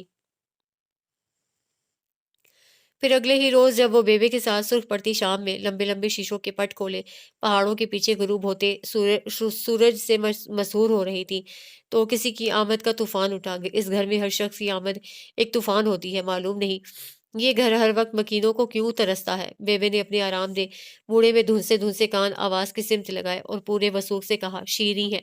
फिर थोड़ी सी तवज्जो सर्फ करके उन्होंने जैसे खुद को यकीन दिलाया, हाँ शीरी ही है, साथ में सारा भी आई है। बेला की तबीयत पर अजीब यज़मुर्दगी सी छाने लगी। सामने सूरज डूब रहा था, और आहिस्तगी के साथ उसने उसका दिल खुद पर काबू रखने का उसको बहुत दिल चाहता था, लेकिन दुनिया सामने से धुंधलाती जाती। बहुत खामोशी से वो भी अपनी खिड़की के सामने आने वालों का इंतजार करने लगी। इस फर्क के साथ कि बेबे के इंतजार में बेताबी थी और उसके इंतजार में बेचैनी। बाहर बरामदे में कोई जोर जोर से बोल रहा था। लफ्ज बेबे की बार बार तकरार ने उसे इतना मफहूम तो समझा दिया था। आने वाले गालिबन पहले बेबे के कमरे की तरफ गए थे। उनको वहां ना पाकर वो इधर उधर ढूंढते फिर रहे थे। इधर जाने बेबे इधर। उनकी कमजोर मुनहनी आवाज उन लोगों की चीखती चिल्लाती आवाजों के सामने दब गई थी। धड़ से दरवाजा खुला और भागती हुई शेरी सीधी बेबे के बाजुओं में। उसने उस लड़की को बहुत थोड़ा देखा था, पहले कमरे में ज़रा देर को, फिर खाने वाले कमरे में। लेकिन वो नई नई आई थी और इतनी हवास बख्ता हो रही थी कि किसी के बारे में कोई राय कायम करते वो हिचकिचाती थी। बेबे, मेरी बेबे। वो बेबे के गले में झूलती बच्चों की तरह ठिनक रही थी। बेला चुपकी रह गई। उसमें कोई बुराई भी नहीं थी। उसके कोई इतने नाज उठाने वाला होता तो वो भी जी भर कर ठिनकती। गो उसको अब ये सब कुछ अच्छा नहीं लग रहा था, तो ये उसका एहसास महरूमी ही तो था। इस मर्तबा तो बहुत दिनों बाद बेबे की याद आई, मोहब्बत में भीगी भीगी डूबी सी आवाज।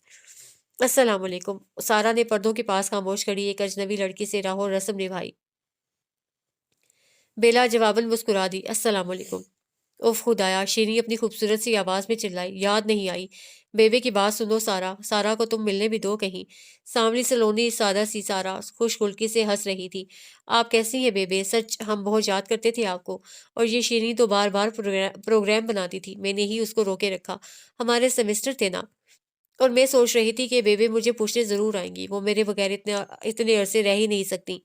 कैसे सफर करती इतनी दूर का, और साथ में किसे लाती। खैर, साथ तो कोई बात नहीं, बेला मेरे साथ जरूर आती। अरे बेला से तुम मिली। हेलो, शीरी ने उसे खुश्क लहजे में पुकारा। हेलो। वो बावजूद कोशिश के अपने लहजे की अफसुर्दगी छुपा ना सकी। सच्ची बात ये बेला ही थी जिसकी वजह से मुझे तुम्हारी कमी का एहसास नहीं हुआ। शीरी सामने वाली कुर्सी में धुस कर बैठ रही। उसको बेबे के एजाजात से इससे कोई खास दिलचस्पी भी ना थी। वो बहुत दिन बाद घर आई थी, इसलिए जी भर कर हंस रही थी। हंसते हंसते ही सारा दूसरे सोफे में लुढ़क गई। आह, होम स्वीट होम। सारा, वाकई हम तो खाएंगे जनाब, रात के खाने में पुलाव, कबाब, कौरमा, रोगन जोश।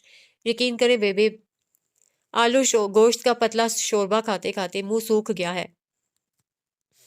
रात के खाने में तो देर है अभी। सारा, जब हम घड़ी आ गए हैं तो घड़ी को हमारे हिसाब से चलना होगा। फिलहाल हमें चाय पिलवाएं, बल्कि चाय खुलवाएं। उफ बेबे, मैं शदीद भूखी हूँ। میں کہتی ہوں کسی سے۔ بیلا کتنی دیر سے جیسے جگہ چھوڑنے کی منتظر ہی تھی۔ کتنی سردی ہے، پشاور میں رہ کر یاد ہی نہیں رہتا، کہیں سردی بھی پڑ رہی ہے۔ ذرا پلیز کسی کو کہیں اور لکڑیاں لا کر ڈالیں۔ سارا بیلا کے ساتھ کھڑی ہو گئی۔ چلے میں چلتی ہوں آپ کے ساتھ۔ آپ ریسٹ کریں، اتنا لمبا سفر کیا ہے آپ نے۔ میں پری گل سے کہتی ہوں، وہ بھی چائے اور لکڑیاں بھجواتی ہے۔ کتنی شدید کوشش اس نے کی کہ اس کا انداز گھر ہستنوں والا نہ ہونے پائے۔ اس گھر پہ اس کا کوئی حق نہیں تھا۔ ہاں، کچھ فرائض تھے جن کی بجا آوری وہ ہمیشہ یاد رکھتی تھی۔